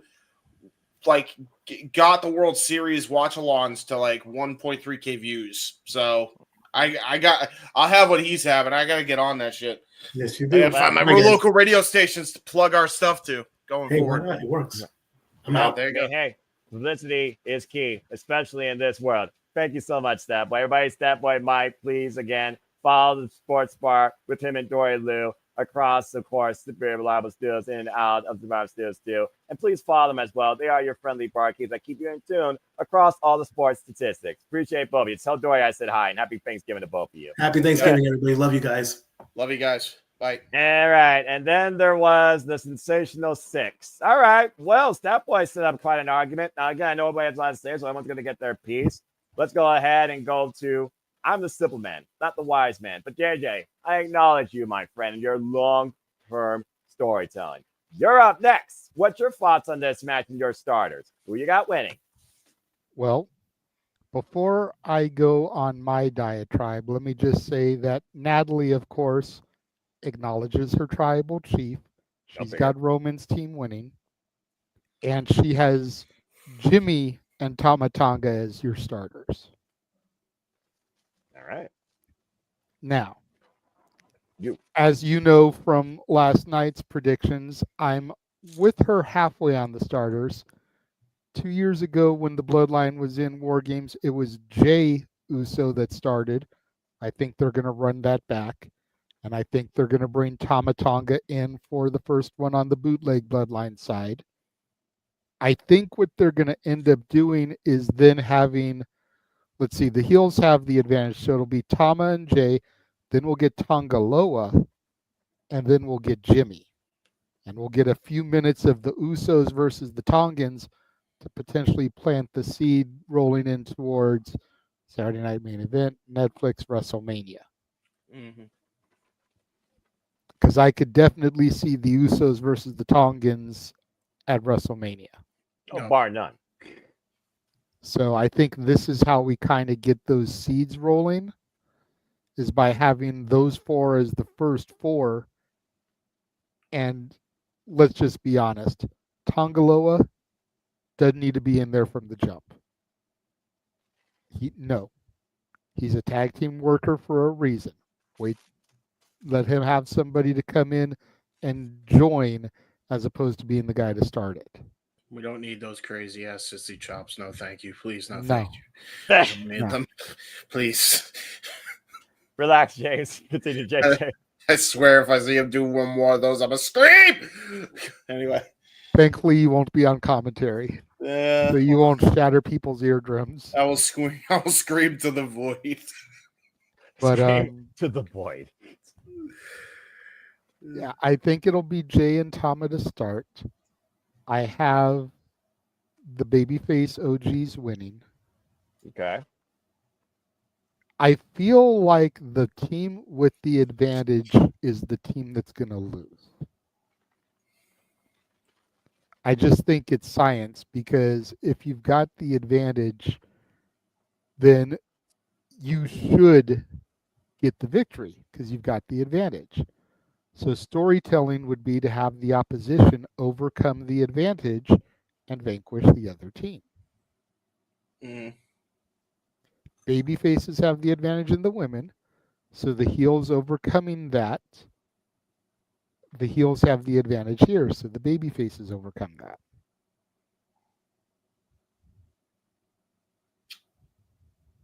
Okay. I think So it's pretty simple, to steal a phrase from the Simple Man. It's as simple as that. Oh.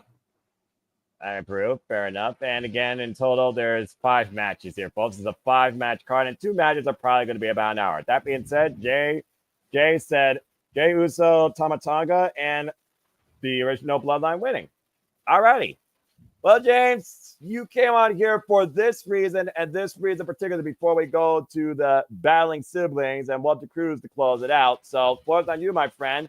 What do you feel about this Men WarGames match for your starters? Who you got winning? Well, starters are going to be the easiest bit, I think. For me, I'm going to go with the honorary Usos. I'm going to go with Bronson, Reed, and Sami to kick things off. I think little David and Goliath match up there. I feel like Sami will feel like he's got a point to prove and show his loyalty. And I think Jimmy is actually the one that they got to look out for. I know somebody else had that theory as well. That would have been Arlene. So I'll let her kind of get into that. But I do believe I'm going to have the heels win despite them having the advantage because I think there's a couple factors. There's actually a few different factors here. Go for it. One, The Rock can interfere. And, somebody, whether it's Jimmy, whether it's Heyman, could have been the reason to call him in and then screw Roman out. Could happen. There's also the Seth Rollins equation to this. I know he refused this, but I feel like Seth Rollins could go into a conniption fit very, very similar to how Kevin Owens is going into a conniption about Cody, picking Roman and siding with Roman. I could see the same thing here with, the guys he respects the most in that locker room. Siding with CM Punk, and that causes him to lose it. We might not even see The Rock. We might not see any of the family turn on each other. It very well could come down to Seth Rollins costing CM Punk and the Bloodline the win. So I feel like Bootleg Bloodline's going to win it just based off of that. And I think it was set up beautifully because, yes, he did refuse. But it isn't about the fact that they chose Punk over him. It's the fact that they even had the audacity to think that CM Punk changed. And everybody's been on this kick that CM Punk's changed, right? He's not buying it. He hasn't been buying it since last year. That's obviously going to play into their feud going into WrestleMania. And you got to imagine that's going to go in to a crazy one-on-one match between the two. So I'm going to go with the heel team via Rollins interference. I think that's my main pick. It could be Jimmy, could be Heyman. I think it's going to be Rollins that cost him ultimately in the end. All righty. Yes, JJ, I see your hand up. As far as The Rock goes, I just wanted to comment on that point real quick, and don't get it twisted. I will pop hardcore if The Rock shows up. Oh, I know you will. But I think the most we'll get is his music as a distraction. Yeah, Keep in mind, he's in the middle of filming the live action Moana right now and doing press junkets for Moana 2. Oh, yeah, he's in Hawaii, isn't he? Yeah. So he's doing a lot of press, a lot of publicity, which, if he just so happens to be in the vicinity, it's not like it's impossible. I think they said last night on the No DQ stream, it's only like a 6-hour flight from Hawaii to Vancouver. Private jet will It's get you there. not out of the realm of possibility, but with everything else Rocky has on his plate right now, I don't see it. If anything, I see his music hitting to cause that distraction. Yes. And then possibly costing the OGs the win. Yeah. Plus the red one just came out. I do think you're a little bit more on track as far as Seth goes. Yeah. But I don't think it's enough to cost the OGs because Punk isn't really a part of them in the first place. So Punk being distracted doesn't take anything away from the blood feud. So you're thinking... I already picked the OGs to win. I'm just saying I don't think Seth coming out would be a detriment because Punk is such an minor cog in this that I don't think that if he was diverted to Seth, it would cost them. Man, Paul Heyman's going to have a busy-ass WrestleMania. Again. I'll say it once, I'll say it again, and there's a reason why I'm wearing this attire. There's a reason why the Bloodline storyline's been going as long as it has. It's not because of Roman. It's not because of Solo. It's not even because of The Rock. It is because of Paul Heyman. Paul Heyman is dictating the Bloodline. And I think there, again, was a reason why him and Solo were similarly attired despite the Paul Bearer callback. Paul Heyman is a wise man, but he is also a snake in the grass. You know this per fact, James. And he's justified. He's justified because no doubt. Paul Heyman was not saved by Roman. Roman was too busy training to get back into ring shape. Didn't even look at his TB just to see if his family, his bloodline, his alma mater was okay. Yeah. So he has every right to betray Roman. I just want to put in that halftime nugget of thought there as we got 3 people left, and I love the conversation so far. All right, Arlene, let's go to you next. What's your thoughts regarding the men's Survivor Series WarGames match? And who do you have winning? Who are your starters? I just want to say for the simple fact that I have been saying for the longest time that Paul Heyman might turn, and you guys called me crazy. I didn't say anything. We're talking. Now we're talking about how he might turn on Roman. Okay.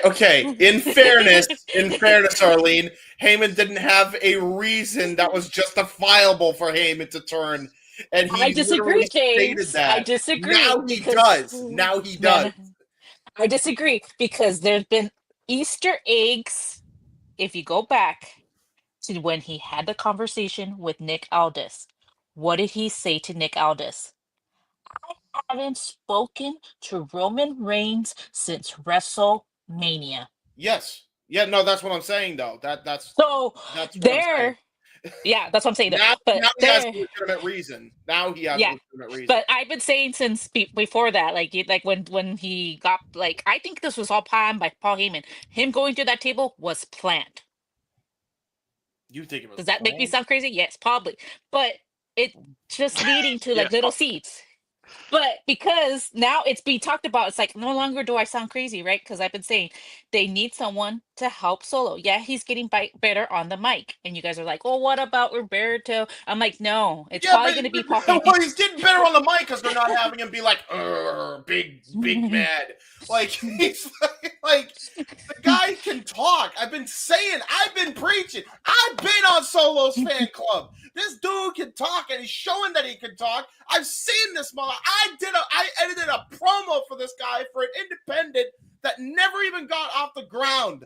True story, by the way. So I know this motherfucker can talk because I've seen him cut a goddamn good promo. This dude can speak. The problem is you cannot have him be like, like, no. All right, James, thank you for that interjection on Solo Sikoa's promo capability that is not apparently properly appreciated in W2K24, but let Arlene finish her piece, please. James, that's the difference between Vince McMahon and Triple H booking. No, That too. I know. He's at least adjusted. He's allowing him to be himself.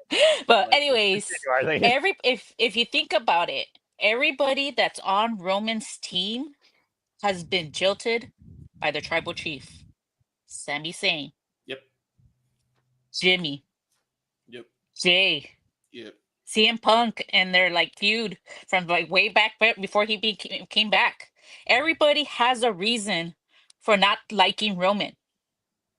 Yeah. Since Jimmy has been trying to get Jay to come back, he says, no, Sammy's not an Usi. That setup with him walking to Solo's car and Sammy speaking with Solo, I guarantee you that was planned. That was planned.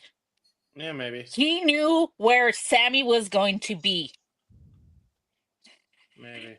Just like Sammy, people saying that Sammy might turn. I actually also starting to believe that maybe Sammy might also join that ship as well.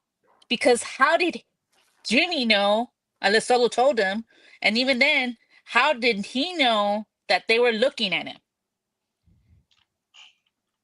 Jimmy has been whispering, why don't you talk to Cody about joining our team? Roman turns it down. Why is he even throwing Cody's name out? Why is Sammy throwing Seth's names out, knowing that they don't get along? Yeah. And They're planning. He can't talk to Owens. That's out of the question. So it's like, to me, the original bloodline is winning. Now you're thinking the fans are going to go home happy. This is how I would write it off. Okay. This is how I would end. Everybody's putting their wands out. Michael Cole saying, thank you, good night. And you see the little WWE trademark. That's when the turn happens. You have Jimmy super kick Jay, because I've been saying it from the beginning that Jimmy is going to betray Jay. This was all an act to get Jay to feel insecure, just like Roman to feel insecure. Roman's going to be looking at Jimmy like, what the heck? And sure, heck, I'll even throw Sami in there. Maybe he does something to Roman too. And Jay's like, what the? He didn't even want to be a part of this. So it's like, it's not like, okay, well, I did my due. Like, I'll try to help you. But it's like, to me, you have to, I feel like it's a bigger cliffhanger if you have the betrayal as like, you think the show's over, everybody's leaving happy, people are walking up the stairs, that the betrayal happened there. After they win. Then, yeah. Well, it's not like Roman's changed much, yeah. And then you have The Rock and maybe Paul Heyman standing each other on the Jumbotron, just standing next to each other, not having to say anything. And it goes black. And that's how you end SummerSlam. You need dynamic. Seriously. Sorry. I was getting to the SummerSlam. Why does everyone keep talking about SummerSlam? I went to SummerSlam. The double S's. The double S's. Double S, stupid nonsense, S squared. Okay, I get it. Good grief. And that's how you end the show. All right. Because now you want to have people turn in on Monday to see what happens next. And also, again, this is the hiatus until the Royal Rumble that is officially in February. And that being said, we know that from this moment, Gunther and Cody Rhodes will not be in it. So Again, though, that being said, Arlene, wild booking, love it. But also, simply put, who are your starters? And then JD, I acknowledge you after she says her starters. I think, like I was telling my brother, the way I would start it, because if you think about it, it's like you have The Rock as a final boss. So Sikoa is basically his second hand man, maybe, and then you have Jacob. In war games. Yeah, I know, but this is why I'm choosing. Like you're going okay. to start with the weakest ones. So Bronson Reed's not really part of the bloodline, so I think that's why he's gonna start. And then you go Tama Tongas, then you go Jacob Fatu, then Solo. Because you start with the weak and then you go slowly building up to you get to the final boss, which is supposedly Solo Sikoa, but we know it's really The Rock. But it's like video game logic. You start with the weakest, like in this case, Bronson Reed's Mortal not Kombat, considered Arcade weak. Tower. Yeah, but like the Bronson Reed's not like weak, but since he's not part of the bloodline, you go first, then I'll send my cavalry and starting with the weakest and then working up till like you get to the final one. And in this case, I agree with James. I think Sami is gonna be the one to start on the other side. Okay. Well, again, final boss will be engaged at some point, but according to Arlene, the electricity will be filled this Saturday after the fact. JJ, I acknowledge you. I saw you had your hand up, and apparently, once again, something must have sparked in your mind. What do you guys say? I think Arlene might be onto something as far as Jimmy goes, because think about it. Everybody that has joined Roman's team has been hesitant. Jimmy joined way too quickly, way too easily. This is true. As soon as Roman came back and needed somebody, Jimmy was right there. Like Roman had carrots hanging out of his ass crack and Jimmy was a rabbit. Jay took convincing. Sami took convincing. Punk only joined because of Heyman. Well, Heyman guy. Jimmy was a little too quick to be there, so Arlene could be onto something about Jimmy's heel turn. Yes, but to be fair, it doesn't surprise me that Jimmy would side with Roman immediately because, we go back to the SmackDown after WrestleMania where he kind of literally got his head caved in. No, true, but I don't know. Like I feel like he was way too quick to forgive and forget. Whereas everybody else was like, do you not remember what this motherfucker did to us? Why should I trust him? Yeah. Jimmy's like, you're forgiven, Us. Let's roll. Let's do this thing. But that's the thing. He's always been the kiss ass of always. I think Arlene could be onto something. As crazy as we all thought that she was, I think she might be onto something. And if she ends up being right, I will straight up acknowledge her on the shenanigans. I will even give her a free karaoke spin. You monster. And Anyway. let's pray that it comes up on Noah. Stop it! No, I was just gonna say because I did predict that was gonna happen the last pay-per-view, but I mean it makes sense that that's why I was like saying that the interference between the women's had to be happening during the match. Here, I think it has to be the betrayal has to happen at the end, and plus, Jimmy even said himself like, "What should we trust CM Punk?" The wise man said we should trust him. Can we trust him? Sorry, Harvey Dent, Two-Face. Flip a coin and It's see like, what happens. And then it says like it's not like by accident. He could have chosen any other t-shirt color, red, any other handkerchief color, but it's red. It's like he wouldn't be doing this if it wasn't meant to serve its purpose. As far as that goes to that point, let's keep in mind that the entire OG bloodline was wearing black and red also in the ring. Yeah, exactly. Their shirts are black and red. Paul's going to be dressed a little bit more professionally as the wise man. Punk is wearing his own merch as a shill, which Punk does Punk things. But everybody else in the OGs was wearing black and red. So, is Walter about to reveal a shirt? Yeah. OTC. No. Also, there was also like someone that said on Twitter that like there was like a little wink that Paul Heyman gave to Jimmy, like as well towards the end of that thing. So I don't know if people are looking too much into that, or maybe it was a reason that he was winking at him because maybe was Jimmy was the one that reached out to him. But how did Jimmy get the number and not Roman? The finer details are definitely behind the scenes, beyond our screen. But I stick by what I said. Paul Heyman's dictating the Bloodline saga. This is not going to end come Survivor Series. They made it unpredictable, and that's why I'm watching, because I'm happy with any result they go with, because there's a lot of mileage regardless of where they go. And again, that is impossible to happen, by the way. Right? And again, like Jada's been saying, Saturday night's main event and the Netflix Monday Night Raw are going to be buffers towards the next part of this tale that's got to pick up at the Royal Rumble. I was going to put it out there right now. Bull proclamation. Roman Reigns wins the Royal Rumble. Anyway, Emmanuel, it's your turn now. So go ahead and say your starters and your team picking. What do you guys say about this Bloodline match? Then Arlene, I saw your hand, and then we'll do Walter last. There, go first. I'll look at that. Such a gentleman. Who said somebody said? Go ahead, Arlene. You got a thought real quick? I was gonna say, I was just gonna say, I disagree with you. No, I think The Rock's gonna win the Royal Rumble, and you know what they're gonna end up throwing him back to.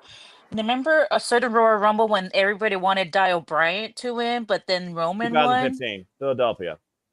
What if everybody wants Roman to win, but then The Rock eliminates Roman, and now all the fans are mad because now Roman's not gonna go to WrestleMania? Well, there's also a chamber in Toronto, but I still think that's bull. But the bottom line, there's a reason why The Rock showed up and told Cody Rhodes and Roman Reigns.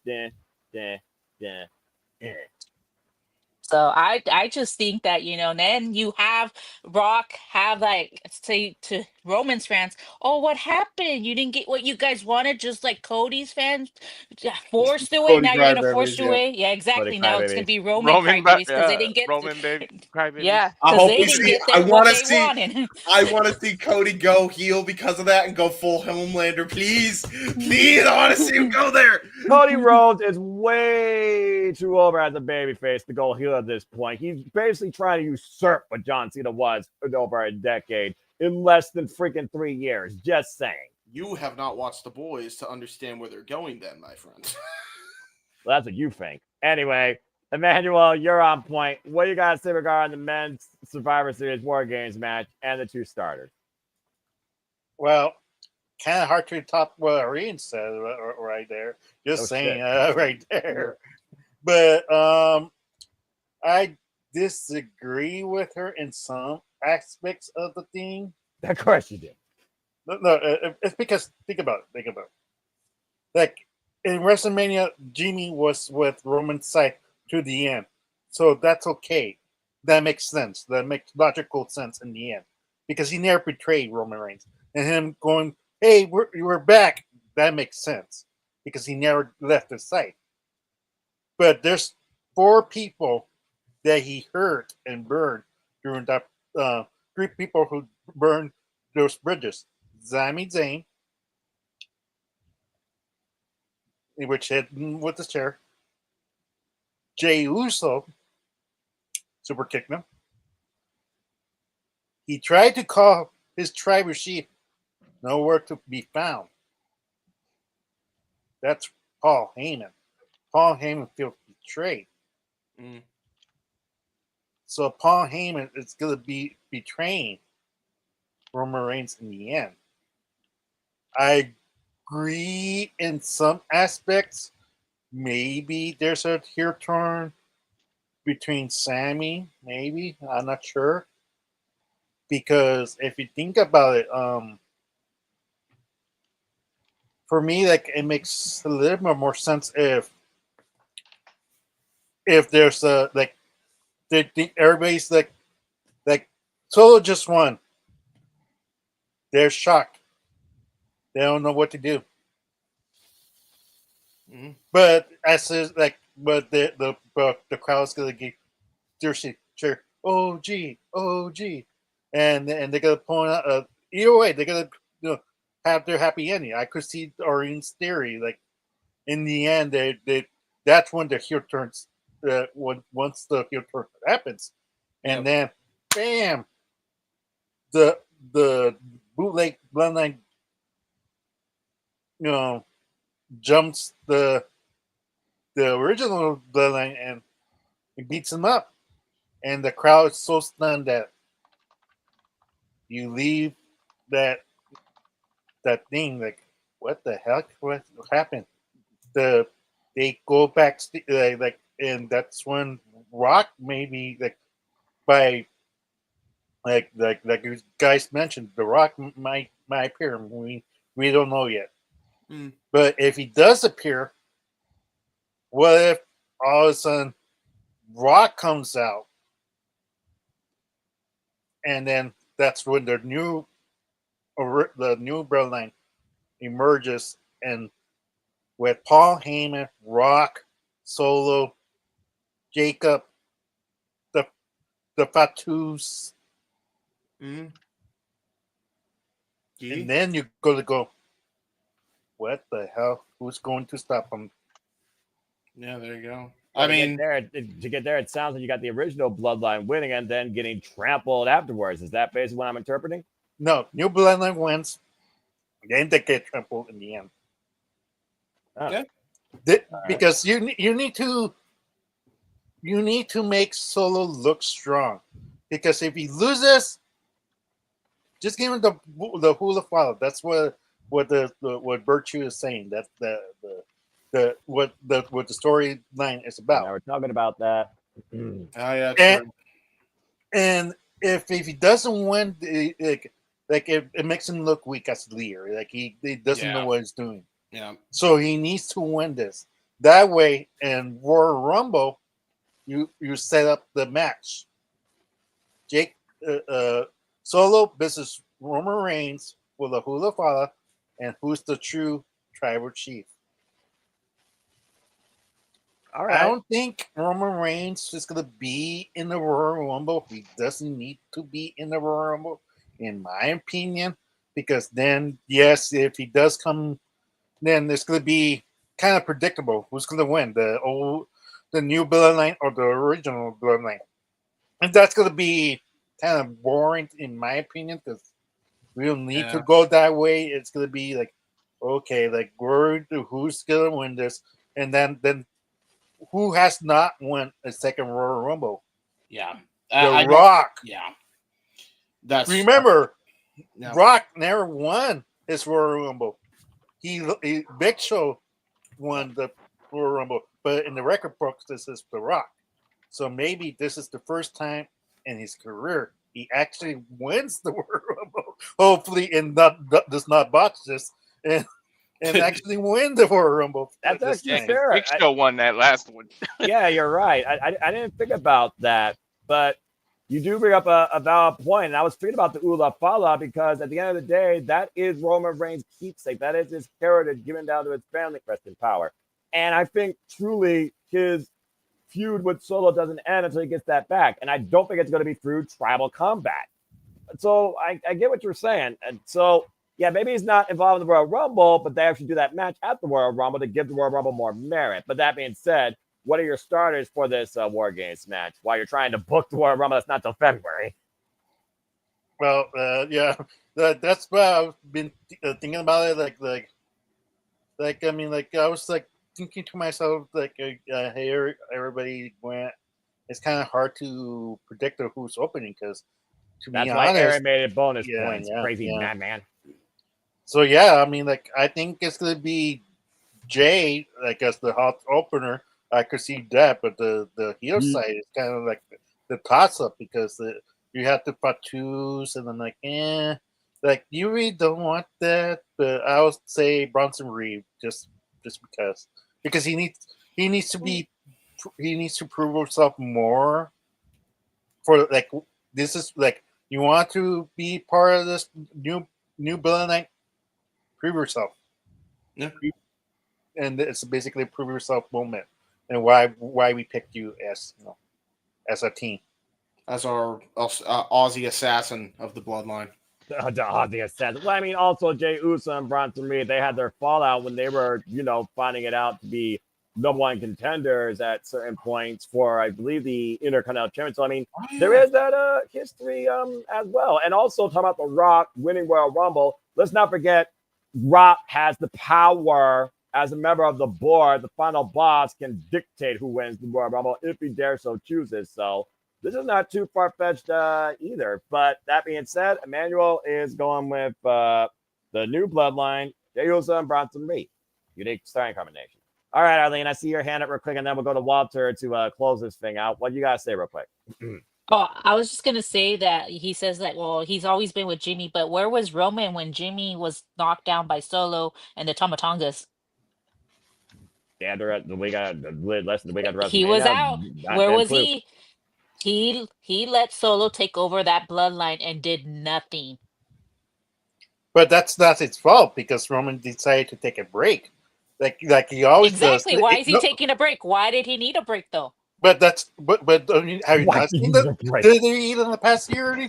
He always leaves each and every pay-per-view. He goes to for example, Survivor Series. Then he takes his break to Royal Rumble. Then he takes another break. That's also accurate. Are you saying he's going to go into slumber? Yeah, because that's Hibernation. that's Roman Reigns' MO since he was been champion. He's been taking breaks. Royal Rumble, he takes a break until WrestleMania. He takes a break until SummerSlam, and then You takes know that's another what break. that's what part time means, right? Yeah, he does exactly. That's what part-time means, or even like But how you that's my know. point, though. That was my only point, though, is because it's part of the storyline, though. He chose to take his break once WrestleMania. He could have easily taken his break any other time. Was my point. All right, you She's not two. wrong. She's All not right, wrong.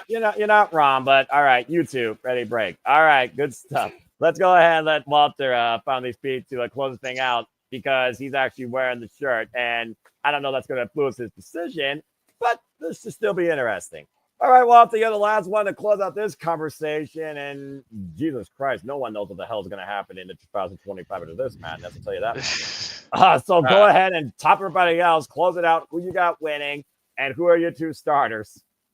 To start on the heel side, Jacob Fatu, because they're going to give him a showing and prove why they signed him. He's going to be a big deal, and he's going to be the breakout star of the new bloodline, and they're going to let him start. Because who wants to prove themselves more to Solo Sikoa than Jacob Fatu? He's the one always screaming, "I love you, you my tribal chief." What better way to prove it than to go out there and be the first one?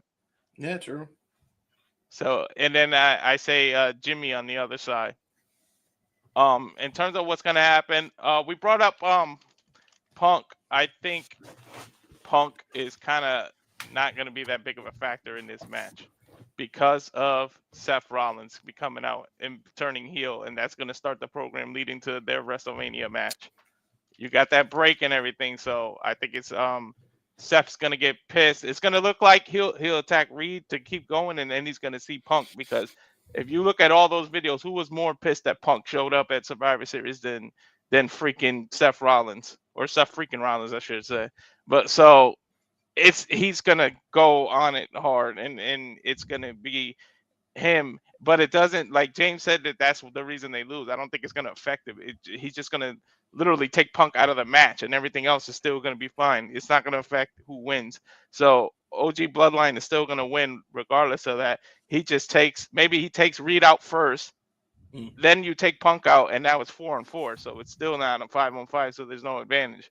But that's what I'm going with. And in terms of everybody saying The Rock, I think as soon as we get The Rock, I think they're gonna do it on Netflix, the Raw of Netflix. That's where you get The Raw.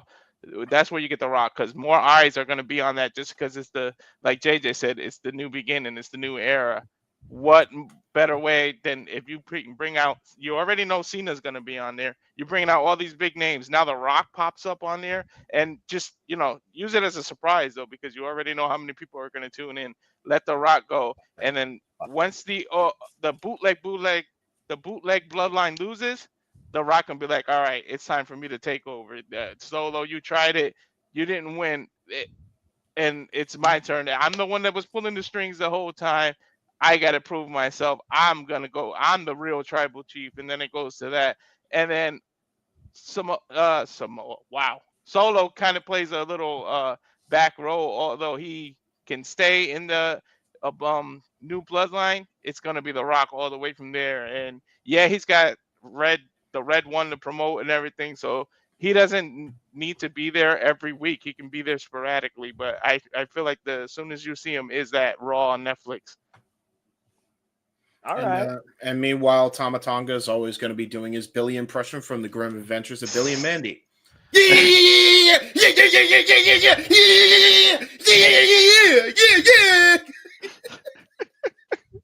Before I give it to Emmanuel, that's it. Damn it, James, you freaking idiot! Okay. So Walter said, check out Fatu and Jimmy Uso as the starters, and he also has the OG bloodline winning. Good grief. Mm-hmm. All right. I saw you had to pick up for a moment, and I saw JJ. But Yeah. what you got to say? What you got to say, real quick, and then we'll go to JJ. And I'm very confused with you, Walter, with the Seth Hilton interfering with CM Punk.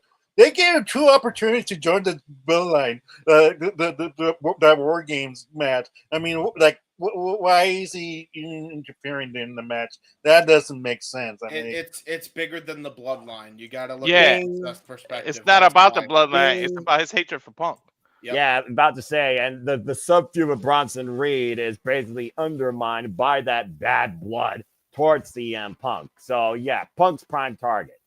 What's up, JJ? Seth Rollins is in the elite camp. And second question. My second question is: is Solo really? I just thought about it right now. Is Solo really gonna give the to The Rock just like that without no question? I mean, The Rock is still one boss at the end of the day. So I mean, I'm just putting that out there. So dictatorship. Because it makes me wonder, if we're thinking if The Rock is the true tribal chief, what if even Solo gets betrayed and he doesn't even see it? The family's fucked is the moral of the story, kids. Yeah. This is not going to be a happy Thanksgiving for the Usi clan, all right? And the bloodline will never die. That being said, JJ, what you gotta say real quick, brother? Yeah, to kind of piggyback off of the Seth point, this is bigger than the bloodline. It's, he didn't want to help Roman because everything that Roman did to him and the way that his feud has been with Roman, but then the man that he despises most of all joins Roman. Mm-hmm. And this is how we get the ball rolling towards WrestleMania, since we had the injury at the Rumble this year, which cost us that match at Mania. Exactly. He'll be obsessed. Yep. And again, as such, well, but again, I don't even know. As such, I don't even think Punk makes it inside the cage. I was thinking that too. Same. I think as soon as Punk gets released, he starts making his way down the ramp. Here comes Seth over the barricade. Curb stomp. Takes him out. Maybe not curb stomp, but attacks him. And the two either brawl through the crowd or back up the ramp to where Roman and his team are like, now what? We just lost a dude. And not only did the Wish version of the Bloodline have the advantage, now they've got these extra couple of minutes where Punk is supposed to be in there and he's not going in the cage. Mm-hmm. I think Punk might be supposed to be the last one, and then that's why they do that. Yeah, I think you say that towards the very end. And I also think at one point when Sami Zayn was proving himself to the tribal chief, the idea of Sami Zayn being the downfall to this team winning, considering that cards are so Sikoa, is definitely something to consider as well. I also think that if the new bloodline doesn't win here, then that win at Crown Jewel kind of just feels meh. I mean, again, it's not about pinning Roman Reigns. It's about proving your supremacy on the irrelevancy. The new bloodline is superior to the OG bloodline as a whole. We're dealing with the OG bloodline as a whole. So Sikoa winning this basically dominates everything that Roman Reigns basically tried to recreate in this War Games moment, which is why I do think that the new bloodline kind of needs to win this because, again, there's a lot more merit with them continuing to show that they are the force to acknowledge versus this just basically being, okay, OG bloodline is still superior to the new bloodline. What's so Sikoa besides wearing the Ula Fala? There's so many things that could happen with the OG bloodline in losing versus winning that I think the new bloodline should be the winners. So that's why I went with new bloodline, and I am sticking with that. And as far as the starters, I still say Tama Tonga and Jey Uso is your way to go. Besides his stupid Billy gimmick, let's not forget Tama Tonga is a former number 1 champion and has huge potential as a single star. The problem with this new bloodline is they're not showing the damn Tama Tonga personality. Anyway, I'm still going with new bloodline, and I expect a big angle before the show goes off the air. What do you guys say real quick, Arlene?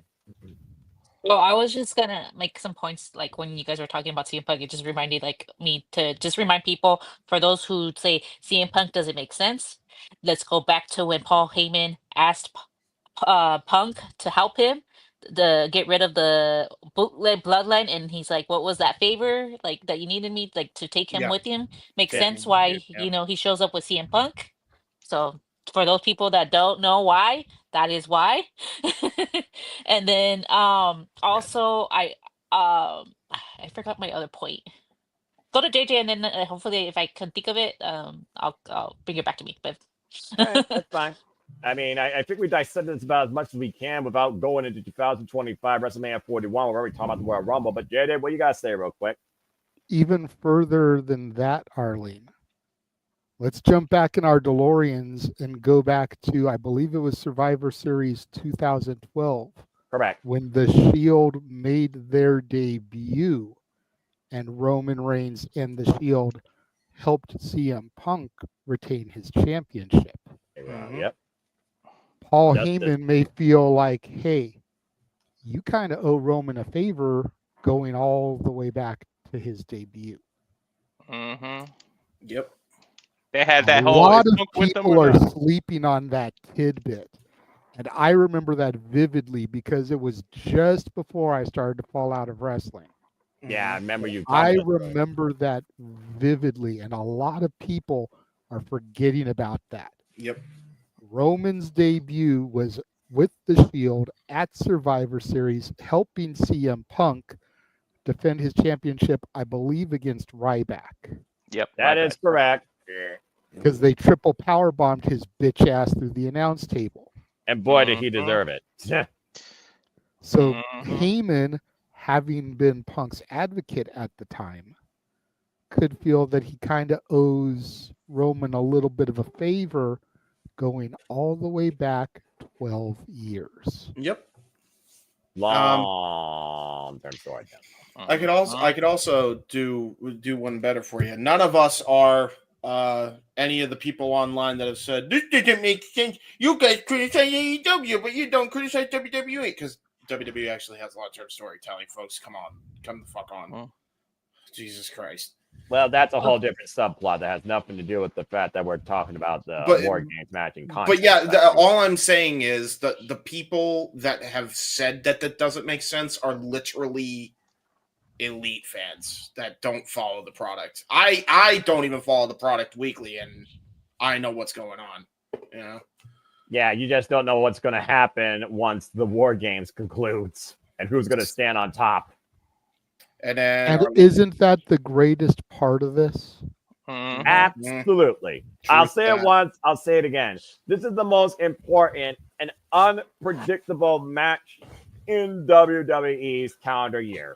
Period. There you go. Well, now I remember what I was gonna say. I was gonna say that also, spoiler alert for those who have not seen, there was some videos on Twitter showing that Paul Heyman hugged Jimmy, and then walked away with CM Punk. He didn't acknowledge this part, but and Roman, they said that he had a face like he's starting to suspect something. So maybe he doesn't trust his wise man as much as he thought he did. So just thought I'd point that out there on Twitter that people were posting a video about that. Watch Paul Heyman. He's the one that will dictate the end of this WarGames more than anything else. Mark my words. Believe that. Mm-hmm. Either way, I cannot wait to see what happens at the conclusion of this and what it could lead to. Not just the Saturday night's main event and Netflix on Raw, but more important, is it going to change our opinion of the Royal Rumble? Because at this point, is CM Punk going to win? Is Roman Reigns going to win? Is The Rock going to dictate and become number 31 and win it? Is there anybody else in WWE that should win it at this point that you think is worthy of winning it to go to the main event of WrestleMania? Are we Joe Hendry. You said his name, you son of a bitch. Why'd you do that? You know. And he appears. I believe in Joe Hendry. Son of a bitch. All right, I knew that gimmick was going to come in. If Joe Hendry goes in the Royal Rumble, I don't give a damn who's on that call. I'm overriding all y'all's asses. That's He's fine. definitely going to be in it. He's definitely going to be in it. Main eventer. Bet. Joe Hendry, main eventer, WrestleMania. Come on, you can see that, though, right? Yes. The day Joe Henry main events WrestleMania is the day I'll literally pull a loan for my retirement to go to WrestleMania. All right, but that's a whole different conversation. Tokyo Dome. Y'all heard it. Hey, what I say on video has no context without being signed on the dotted line. All right, and what I said on video. Bullshit. Boy, shut up. All right, you don't dictate me or my wallet. That being said, again, what are your guys' thoughts regarding the Men's Survivor Series WarGames? What's your thoughts on WarGames as a whole? Who betrays who? Who is the snake in the grass? Who wins? Who gets left in the past? Let us know your thoughts in the comments down below in the comments as we conclude. And again, thank you all for tuning in. Stay tuned for predictions form. Stay tuned for future city predictings. I assure you, this might be the biggest event left in WWE's calendar year with the biggest match in WWE's calendar year, but there's still at least a month of Fallout and other activities to come ahead too. So again, thank you for tuning in. Let's go ahead and wrap this thing up with simple shills and plugs. Everybody, great job. Glad to all of you. Been an absolute pleasure. And yes, for those that don't know, I literally was writing down everybody's predictions including Natalie, so I have them written down. But again, they are not final until, let me make sure I get the time right, Walter, because yes, it is official. Your predictions, folks, will be official for the final event of the WWE PLE 2024 calendar year, 6 p.m. Eastern Standard Time, Saturday night. Period. Not a minute later. So make sure you keep that in mind. And good luck to all. All right, folks, let's go ahead and get out of here. Let's go ahead and do some plugs real quick. Again, I hope you all have a happy Thanksgiving. Spend all your money. I hope you all enjoy yourselves. Thank you all for tuning in. Emmanuel, despite the fact you say Arlene's wrong, and I'm sure she's never going to let you live that down, and y'all going to continue that to the end of time. What do you want to play more? Where can people find you? Well, you didn't write the rest, but don't listen to me. What do I know?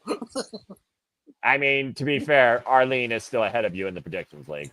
I'm surprised you didn't do your gimmick of saying Emmanuel saying you're so smart and saying, well, let me tell you something, Emmanuel. I'm surprised I didn't get that once. I was waiting for it. You let me down. It needs to be a game show night. I mean, like, that's my gimmick. This is hey, this is a game show. We're predicting wrestling. Is it not a game show? No, Either way, technically. In a way, I guess he's not wrong. Go ahead, Emmanuel. Continue. Anyways, happy Thanksgiving, everybody. If you want to be thankful for Chase U's memories. Damn. That the hell was a great person. Not like Andre Chase. Andre Chase gambled. He sacrificed that university. What a horrible man. Sacrificing those students' careers and future. Yeah, man. Andre Chase is a bit of a dick, JJ. You might have to have a word with him. It cost you your beloved university. Don't get me started, y'all. JJ's silence is speaking values. Emmanuel's trying to trigger the Renegade's rage. You stop that. And Emmanuel's already been told if he wants a rant like that, it's going to cost a super chat. Oh, Lord. All right. Well, I guess he didn't really have a plug. He just had like a final comment. All right. Well, again, thank you. He just wanted to harass me. I mean, to be fair, whether he's harassing you or she wants everybody that you know to go heal, the Dominguez's are going to always be somebody that tries to get underneath both our skins. I just saying at this point, they know our name, Manuel or Dominguez. Just look us up. That's all you have to do. And that is, they can say, "Hey, stranger, I saw you in the predictions league." Arlene, anything to add beyond that? I just want to say to my brother that says that I'm wrong. Like Noah said, who's winning the prediction league right now? And I don't even watch NXT as much as you do, and I'm still beating you on that one, okay? And who's asking me who wins? And then didn't you do better than me because I predicted the whole card, right? And but then I ended up changing my mind. So don't come to me about me being wrong, okay? You come to Damn. me for advice, okay? And I helped you actually do good on NXT last time, so I don't want to hear it. If you want to And hear who is the superior Dominguez, like myself, because I am winning the prediction league, you can follow me on Arlene Dominguez at Facebook and Instagram, and ADM73244 on the Twitter, and I will give you my advice on who I think is going to win these pay-per-views because unlike my brother, I tend to be more right than he is. Thank you. damn, no super chat needed for that one. Jesus Noah, Christ. Noah. I don't think any of us have anything else we need to say. How can you follow that? No. Right. I got nothing to say. Follow the Renegade Wrestling JJ Williams on the social medias, Instagram, YouTube. Emmanuel, take the L, brother. Take the L. Yeah, Yeah, don't for keep it real. going, brother. Take Take the L, brother. Only thing I was going to say was, at least I triggered somebody. Oh, Achievement, 50 gamer score. Arlene wins, fatality. Follow the Renegade Wrestling Flawless JJ victory. Williams. And I'm playing Mortal Kombat right now. I know, Walter. Oh my God, you all are crazy. Follow the Renegade Wrestling JJ Williams on the social medias as you see there: Instagram, Twitter, YouTube, Blue Sky, RLW JJ Williams, Cassine Studios. He's got a lot of great content coming up for the month of December, and of course, he'll be moderating the Saturday shenanigans following Thanksgiving, following Survivor Series WarGames. Oh boy, Lord help my. And again, stay tuned for more on the love of wrestling based on the scared up priorities of our passions. Again, always appreciate everything you do, JJ. I want to give a shout out to fellow friend here of Survivor Studios, Baller Big G. Follow Big G on social media. He'll be on the NoDQ review tomorrow night. Oh, God, I can't breathe. James, speak. Hi. You can find me on the YouTube, Instagram, and X at JHuberDesign95, and on Facebook at JMTManHuber. I do really cool and dumb things on the internet. Yes, you do. And I also have this Twitter work killing AEW part 1 and 2. I don't have part 2 because the layers have been chewed the fuck up. I can't add another one, but yeah, there's 2 parts of this one. There's episode 22 and episode 23 are part 1 and 2 series. Go check that out. And you can also check out my 1 in a Million hockey documentary of my uncles. You can go check that out. Pretty fun. And part 2 will be coming by the holiday season. It's looking like it's going to be that time. So right around the time where people are not going to be doing shit and they're probably going to be binge watching shit, that's the time you can watch it. So be on the lookout for that. But right now, run up those views on part 1. Again, Let me just say, though, if you're going to sit down and watch James's thing, you need to make sure you got 6 hours to spend. Yeah, It's long. Yeah. It's detailed. Yes. But it's fucking good. Give the man the clicks and the views. Thank you. I appreciate it. Respect the quality of James Hebert's work. I appreciate you always, man, for your personality, your passion, and your creativity. Keep up with it. All right, Walter. Damn you. Mamacita. Good grief almighty. Indeed. Sorry, Arlene. You can follow me on Twix, Walter Alex Cruz. Actually, the same name on Blue Sky now. I just did the account today. And the Instagram, walter.cruz.940. And of course, the at Rage of Wrestling YouTube channel, no spaces. Please give that a follow.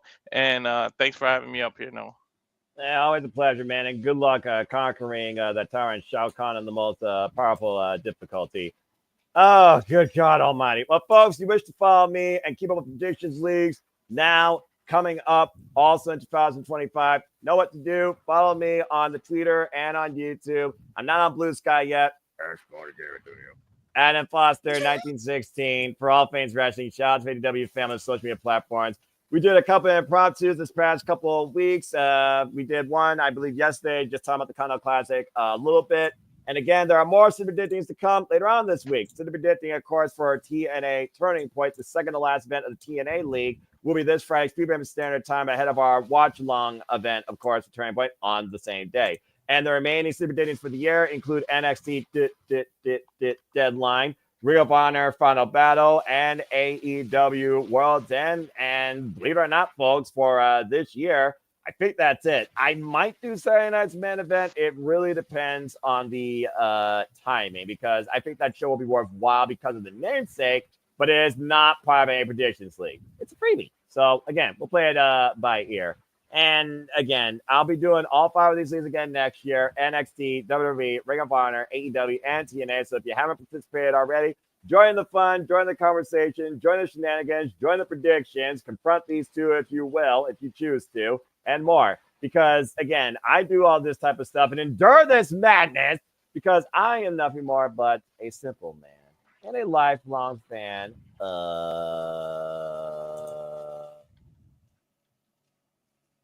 the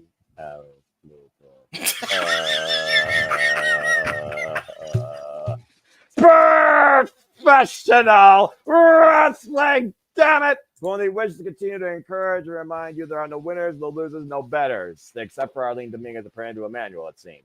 Yes, fans of opinions, this passion we all share. At the end of the day, folks, support one another, respect each other, protect your mentality too, treasure your families in and out of Thanksgiving, and just join live and enjoy professional wrestling. It is truly as simple as that. But with that being said, thank you so much to everybody that has tuned in once again to another wild edition of Super Predicting. And again, good luck to everybody, including Natalie. Please subscribe, comment, tell a friend. Definitely subscribe to this man's YouTube channel. He deserves more love than anybody right now. I acknowledge that. And he also has, he said, I think he deserves it. And again, we'll see you all very soon later in the week. And also, support him, support these two. I'm just support happy him. Ah, Watch support his him. impromptus. I watched your Continental Classic one last night. It was good.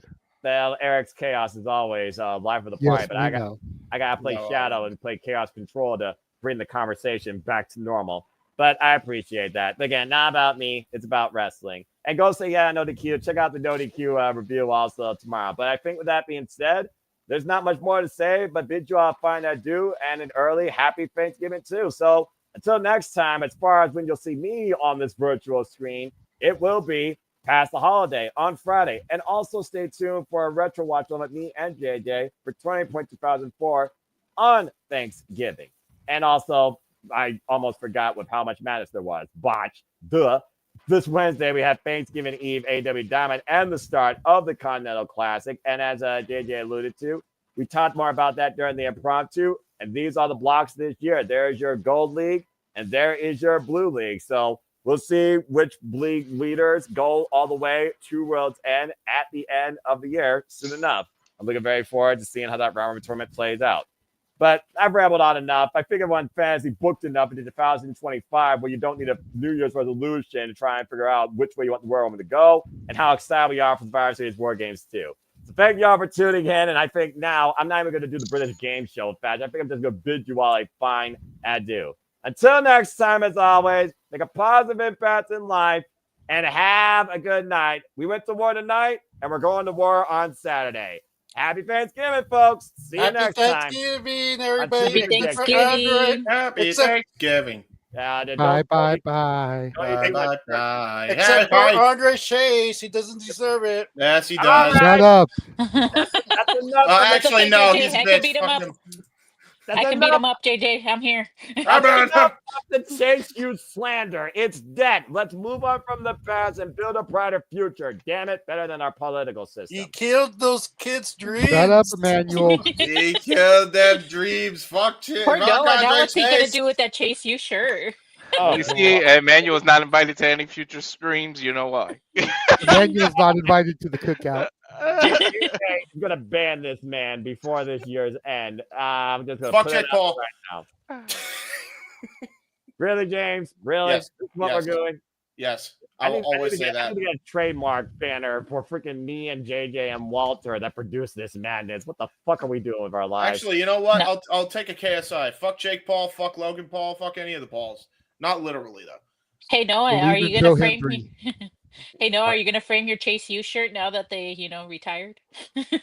I never bought one. I'm cheap, remember? I'm simple. No, remember I thought JJ paid for a shirt for you. No, No, wasn't that he one of the did not. goals? He did not. JJ, He Yeah. told Look, him before they not died. to. the To be man fair, he has said, to "Don't. raise I'm not a gonna hold you." family, all right? The man has to raise a family, okay? And I have to take care of a house, all right? And we are desperately out of time. We gotta go. That's about enough said here. Thank Christ almighty, this madness is over. Oy Bye, vey. everybody. Is it though? You haven't pressed the Yes, button. it is. so, Damn it, I'm hitting the button. I acknowledge Hit the that. button. Hang Hit the on, a button. triple shade, a triple shade. We're desperately out of time. We gotta go. We gotta No go. super Are chat. we We're though? done for the Are night. we? 1:05 a.m. on the Eastern Standard Coast. Go to bed, damn it. Got it. Freaking GTS like CM Punk, despite Kenta that does it better. Yes, that's true. Well, when he's not injured.